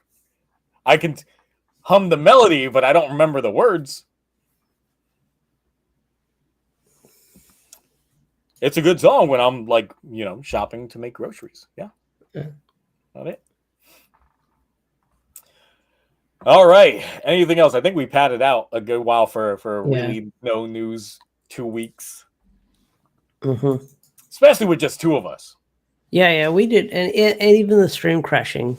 Yeah, even 55 people. Me with my phone talk and you talking some Power Rangers. Unless there was some other Power Ranger stuff that happened. I don't know. Like Power Rangers Prime is still going. I mean, I said that when your thing died, that issue 1 got a 3rd printing, issue 2 is getting a 2nd printing, and then before issue 3 is even released this Wednesday, it's already getting a 2nd printing. So Power Rangers Prime, despite some people loving or hating it, it's selling out. which whenever I talk about it selling out, because Boom Studios will send me the email saying, hey, it's getting a second printing. Someone says, I would like to see the statistics. So I was like, look, if Boom tells me it's sold out, then I guess it's selling out and it's getting a second printing or third printing. But also speaking about Power Ranger stuff, I was telling Ash before the stream started that I did get my tickets to go to Ranger Stop in Atlanta this summer. So if anybody, I guess, wants to have a mini meetup or something like that, Marks might be coming to this as well. So yeah, Ranger Stop over in Atlanta. That is June 13th through the 15th. I'm probably just going to go Friday and Saturday because there's Sunday at a convention is normally pack up and get the fuck out day. I mean, that's usually how it is. But yeah, I'm right. That's why I go to cons in Australia on a Sunday now, because it's like not a lot of people are there and a lot of people are trying to sell all their shit so they don't have to like drive across the border, depending on where they traveled from Australia with all that shit in their car or their truck. The thing is that Sundays at a con can go one of two ways, especially since I normally go to the dealer's room. That's normally the only thing that I do on a Sunday is I go to the dealer's room, see what kind of deals they're trying to have because they're trying to get rid of shit. One of two things can happen. They're either heavily marking down their shit because they're trying to get rid of it, or they will double the price because fuck you. That's why. This is your last chance to buy this. No, I feel like last year at Supernova, I spent like a lot more money at like artist tables because there was no like Madman or Crunchyroll. It is now because Madman is dead in Australia. But I bought like a lot of artists and stuff like that, and I spent money at one of those, you know, those little like lottery things they do in Japan. You put the balls in. Yeah, they had one of those set up to win merch, and apparently like there was a gold one that you could win like some really good stuff. It's how I got the see if I can how am I gonna do this? That Goku figure there in the Artok form. I got that. I won that along with a bunch of towels and posters. Nice. Yeah. Yeah, I'm used to, since I normally go to the anime convention up in Atlanta, that's usually how the dealer's room is for me over there, is either high or low. Like the one or two vendors that might be selling Toku shit during those will be like, yeah, we're about to jack up these prices because we know you want them. They sell some Toku stuff at Australia cons at Supernova. It was like figure arts for Kamen Riders, but it was like $150, which is the normal price, like $100 for a figure arts, yes. Normal price depending where you go at a con, I guess. But it was like for series that I haven't seen, so I didn't bother getting them. The only thing I got Rider was last year. Is I don't know if you can see it. Yeah, I don't know if you can see because I bumped my mic in there. Let's see if I can move it around. But the Kamen Rider Black RX figure you can probably see behind me. And now my webcam is all messed up. There we go. Yeah, looking at a Ranger Stop here, who they've got as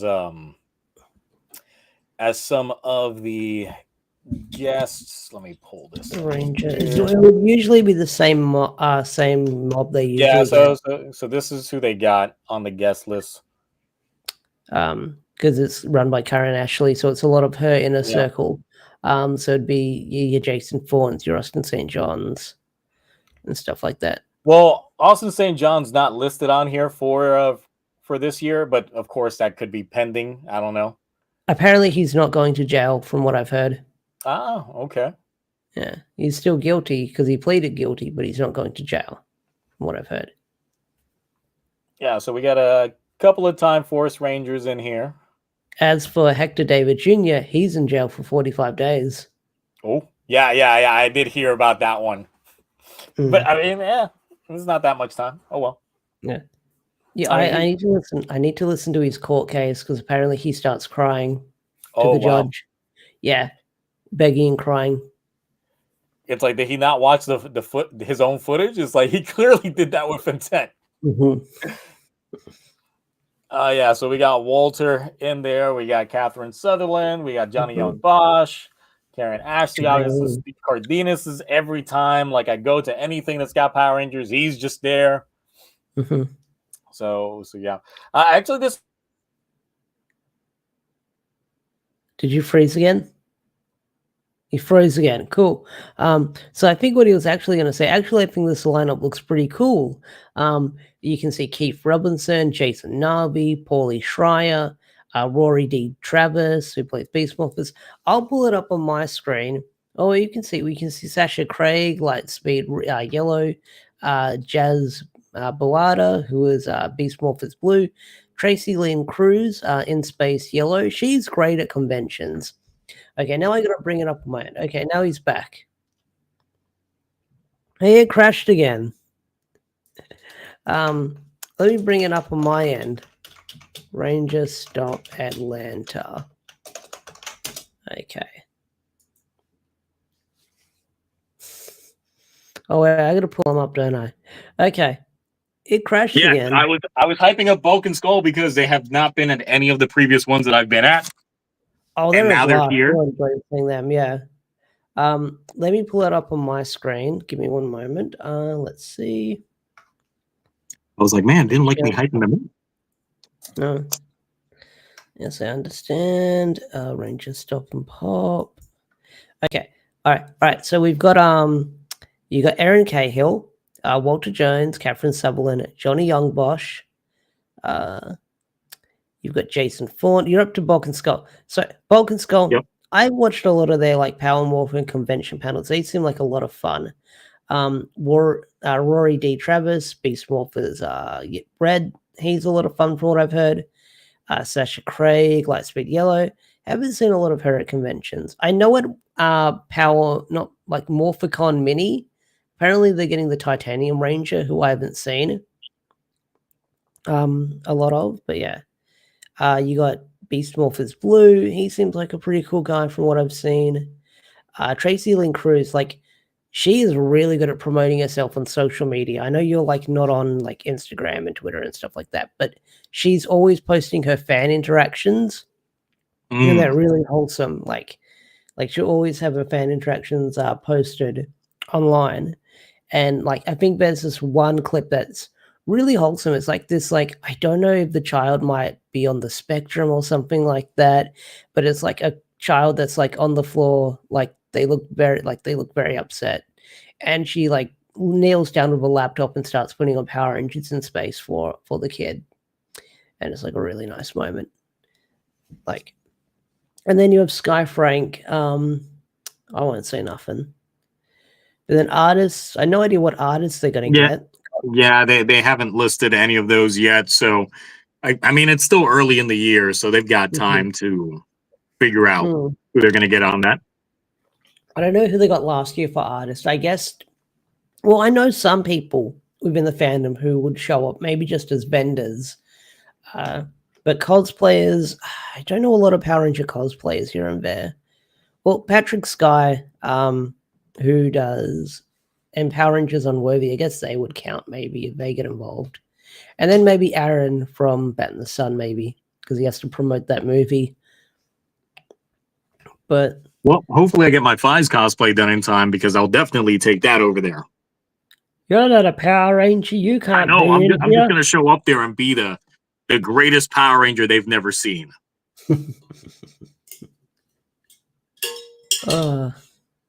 Was there any Rider cosplayers at Ranger Stop when you went like 2 years ago?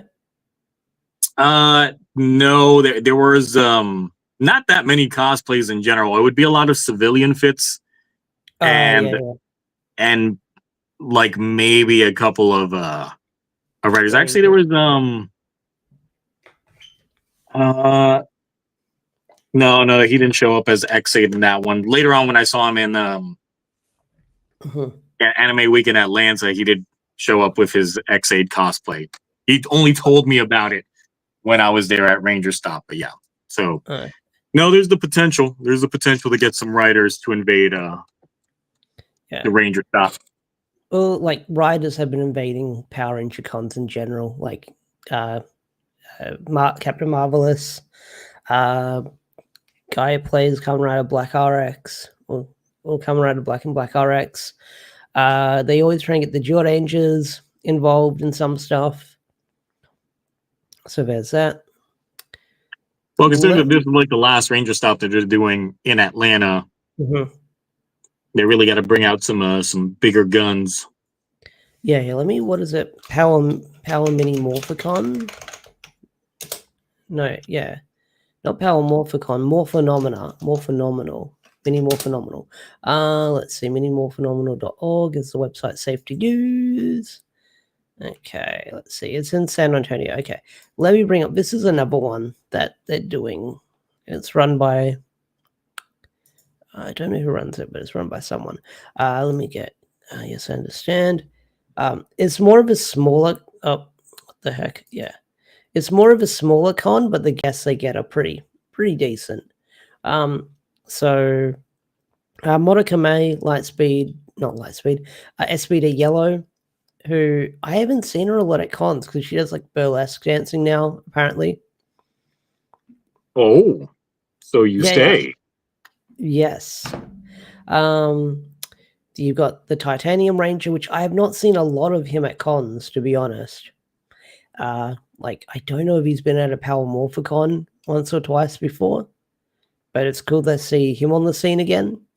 Ninja Steel Pink, she's great. Like, she's another one that I like to see.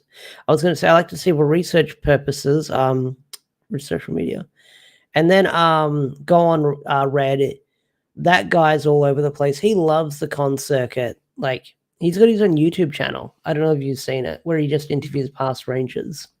Yeah. And then Peter Sadasa as well. And then past guests. They've had some really good past guests as well. Like, they were the first ones to get Shiro Izumi as well, because like Power Morphicon had him.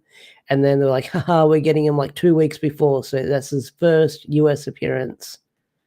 So they kind of swept that under the rug from them.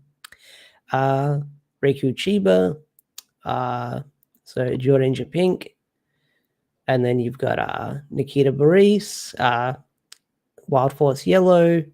The guy who played Tommy in Mighty Morphin Power Rangers as a kid. So that's that. Catherine. Brandon J. McLaren, which is kind of a big star. Like, he's in a lot of big things as well. Andrew Gray, everyone's favorite actor. Brad Hawkins, the original Zero Ranger Gold, you could say, after the twins went insane. And then Selvin Ward, TJ, I have yet to meet, but I've heard nothing but good things. And then you have Charlie Kirsch, who played Min. It sucks that we never got to see more of her, but yeah, is what it is. And then they had the JDF experience, which I will not see anything on. But yeah, there's that. Which reminds me, when is Legend of the White Dragon coming out? Since it was still scheduled for last year. Fuck off. like I still listed, like see it listed for TBA 2024. Well, here we are in the future. Yeah. Well, apparently when I made my big beef with Aaron last year in August, he apparently said, oh yeah, we still got to color grade everything and we're going to lock it by the end of the month. A month went by, several months went by, and then at the end of the year, everything is locked for color grading now to get the final editing touches done on it. And then apparently, like, he's posting pictures of his dad doing the music. Like, apparently Aaron says either March or summer, but I'll see it when I believe it. Because I feel like Legend of the White Dragon, I don't want to say it's going to flop, but I feel like it's going to be like when Cosmic Fury dropped on Netflix. We all watched it. We all moved on with our lives. Because I'm probably going to make a video talking about this, even though I'll probably get like doxed by Aaron again. But I feel like it's going to have that effect. You know, when most things drop on streaming services, it comes for a week. We all watch it. We all talk about it. And then it goes. Oh, okay. You joined. Are you on both? Yeah, I'm on both. See? Okay. But I'm waiting for the mic. There it is. Okay. Double tap. Can you say legendary? Like Star-Lord? Do you have that echo? I don't know. Listen. Legendary. Oh, I guess. All right, let me out of this one. Okay, cool. Hold on, let me. Still moving. Okay. Yeah. Someone said White Dragon from Peacemaker. Oh, God. A little bit of weird static feedback. It's gone now. I'm hearing weird static on your end. Oh my God. It's the sign. It's gonna crash again. No. It's like weird feed. I guess the mic's too close to something. It's that weird feedback. I guess when a phone is nearby is something that I learned when being. Well, it's not like we got that much time on here anyway. Left, yeah. We got Marvel Rivals to play. Yeah, and we've been here for like 2 hours. If Mark was here, we could probably stretch it for an hour. He'd be bringing in something else, random topic. But yeah, Legend of the White Dragon. Like I said, Aaron is apparently working on it. He apparently says summer. I think a lot of people had just dropped the freaking movie, and when people say that on his Facebook, you get jumped by all his fans going, "You wouldn't do this with James Gunn or any other Marvel or DC movie. This is one person working on a movie." I feel like Aaron should have just passed the editing off to someone else. And I get that he wanted to make it perfect for JDF and stuff like that. I get that. And then he has to edit it something where he lost a friend that he knew for 10 years that passed away. I get that as well. But what was I saying earlier? I feel like this movie is going to be like, when something drops on Netflix or streaming, everyone talks about it for a week or two and then we just move on with our lives. Yes, sadly, because that happens with Cobra Kai every time. Yeah, I feel like this is going to be one of those situations where it's going to drop, we're going to talk about it, and then we're going to move on with our lives. I feel like this movie is going to be mid at least, but then to the fans who love JDF and they love Bat in the Sun and stuff like that, this is going to be the greatest thing that's going to shake up Hollywood from what people say in Aaron's comment section. But I feel like this movie is going to come and go. I feel like if it's a flop and word gets around that it's really so bad it's good, then maybe you'll have people like yourmoviesucks.org covering it, or Ralph the Movie Maker, or like Nostalgia Critic. I don't know. People who cover bad movies will cover this. And then it will live in that kind of infamy. That's my gut feeling. That's my gut feeling with this movie. Listen, if they get it in like the IMAX showing, I'll show up. I'll be that guy in the theater. Be like, yeah, I'm gonna watch this in IMAX, see how it is, how this sound design goes. And I know that Aaron says he wants to get it in the cinemas and stuff like that. Maybe they can do it in like I don't know how big was the Shin Kamen Rider showing when you drove 2 hours for that? So they did the Fathom events via AMC. So because of that, it's select theaters that do all that. So it is very limited showing, and the only ones that were participating for me happen to be 2 hours out from where I live. In which case, like the first showing was actually pretty nice in size, not anything braggable. But still pretty nice, much better than the second showing, I guess, because the second showing was announced much later on. Because remember, the original thing for Shin Kamen Rider was one night only, one time slot, that's it. Yeah, and then it did so well that they were like, all right, we're gonna do a second showing. Oh, okay. And yeah, because of that, there wasn't that many people during the second showing than there was the first showing. Yeah, that makes sense. If they go through the Fathom events, then I don't know if it would be kind of dismal to just do a one night only showing. Yeah. I feel like it's going to be a Fathom event, but like only like the hardcore fans are going to show up. I feel like this won't get like a lot of butts and seats, because like Shin Kamen Rider was kind of like a big event because no one knew that would actually get into like a movie release. We thought we'd have to like pirate it like 8 months down the track, because I think it even took forever for it to get its physical release. It only just got it this year, I think, or like last Yeah, it was late last year. Yeah, and the movie came out like a year prior. That's Japan Blu-rays within itself, and then it actually went to streaming, which was really great because I got to watch it. But and now they've done an episode recut of it where they've made the film into episodes. How many episodes did they make it into? I believe it's 6 episodes. They even reshot some new footage just so they flow together better. I haven't watched them yet, but yes, that is a thing that's already up on the cat site. Nice. Is apparently they changed the ending, or they hinted at the ending or something like that? There's apparently like an epilogue. Okay. I'll have to look into that. So yeah, definitely probably something I should put into the superhero time just to offset the lack of quality shows after we get done with our regular superhero time. And an excuse to watch Shin Kamen Rider. I might watch Shin Kamen Rider. I might watch Shin Kamen Rider again because I've got a Google TV.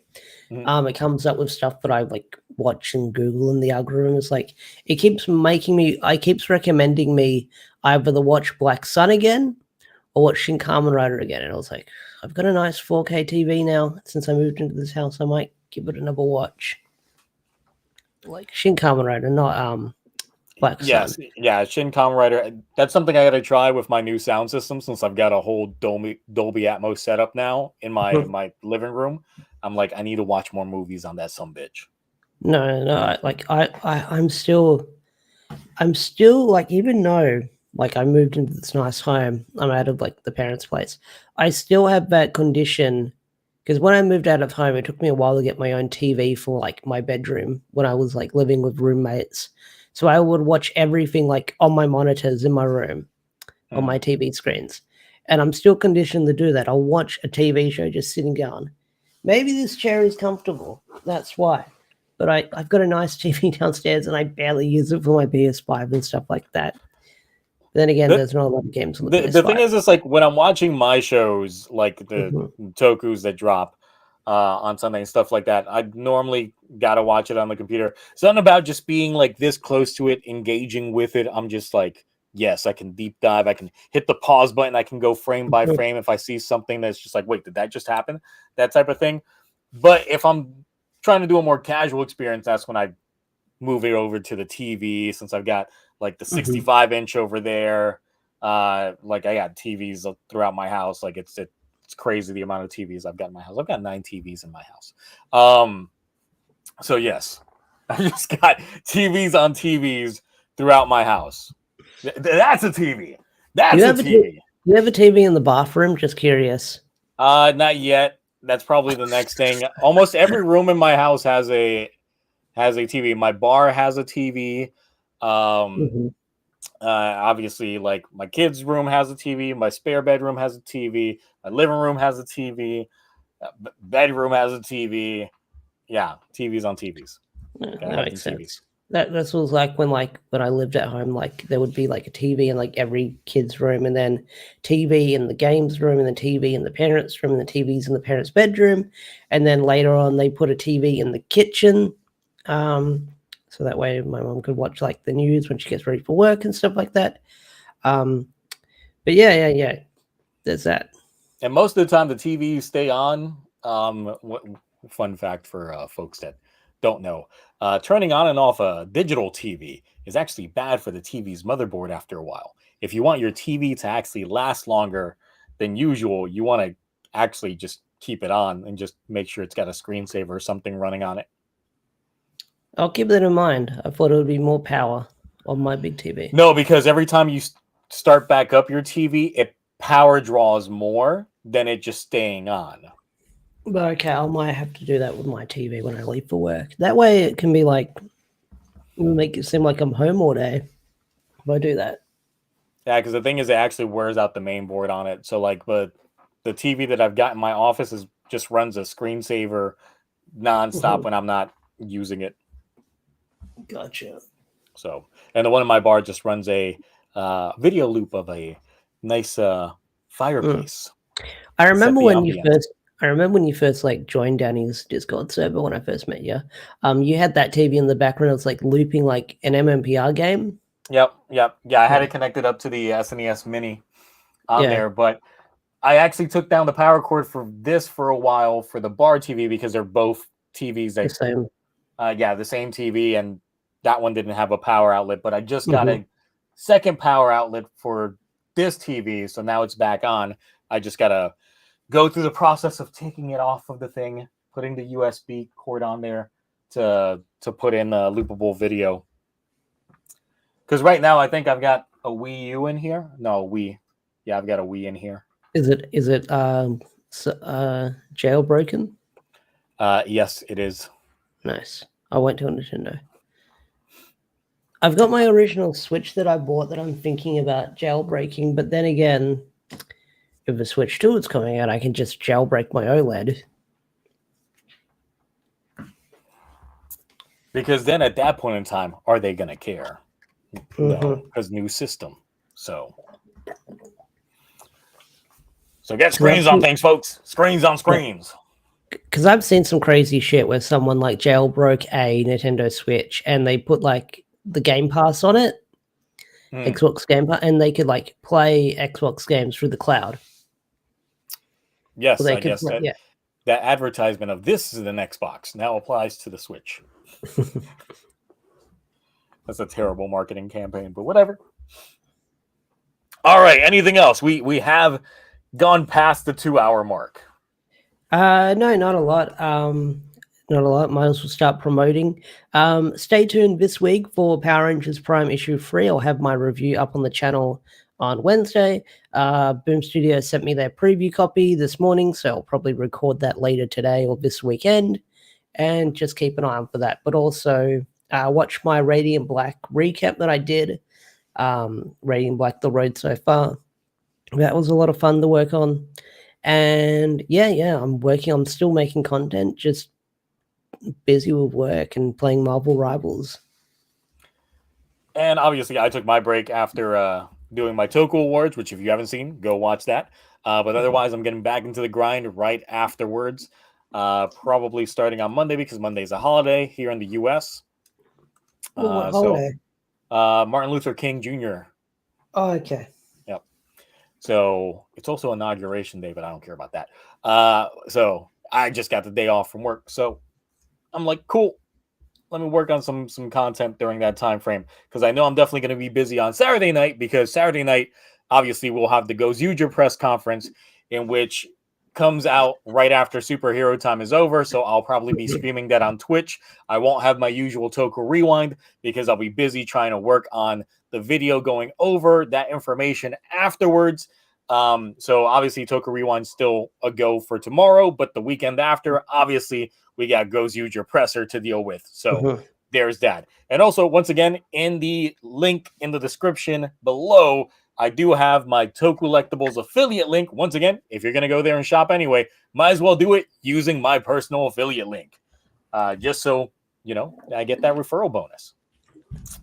More people to do it, the better off. At least it's not an Amazon link like that one story that you've probably heard. No, that tomorrow, the press conference, it's the week after.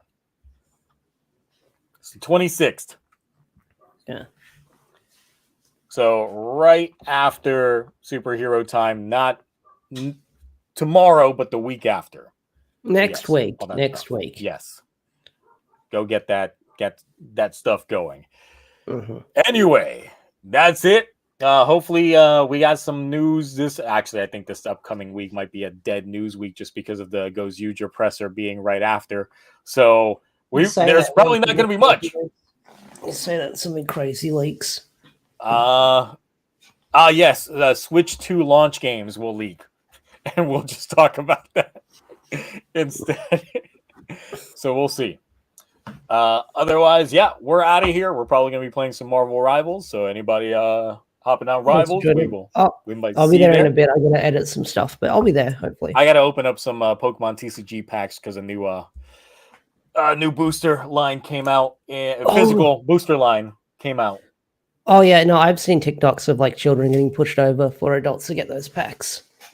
We already got one of the nice EX Vaporeons in one of the pulls, but we still got 4 packs to open. So we got that booster pack. So, yes, we will catch you all next time. Hopefully my PC doesn't crash that often. And hopefully the stream actually closed down and we're not awkwardly live. That's true. So we'll see. Until then, bye. Bye.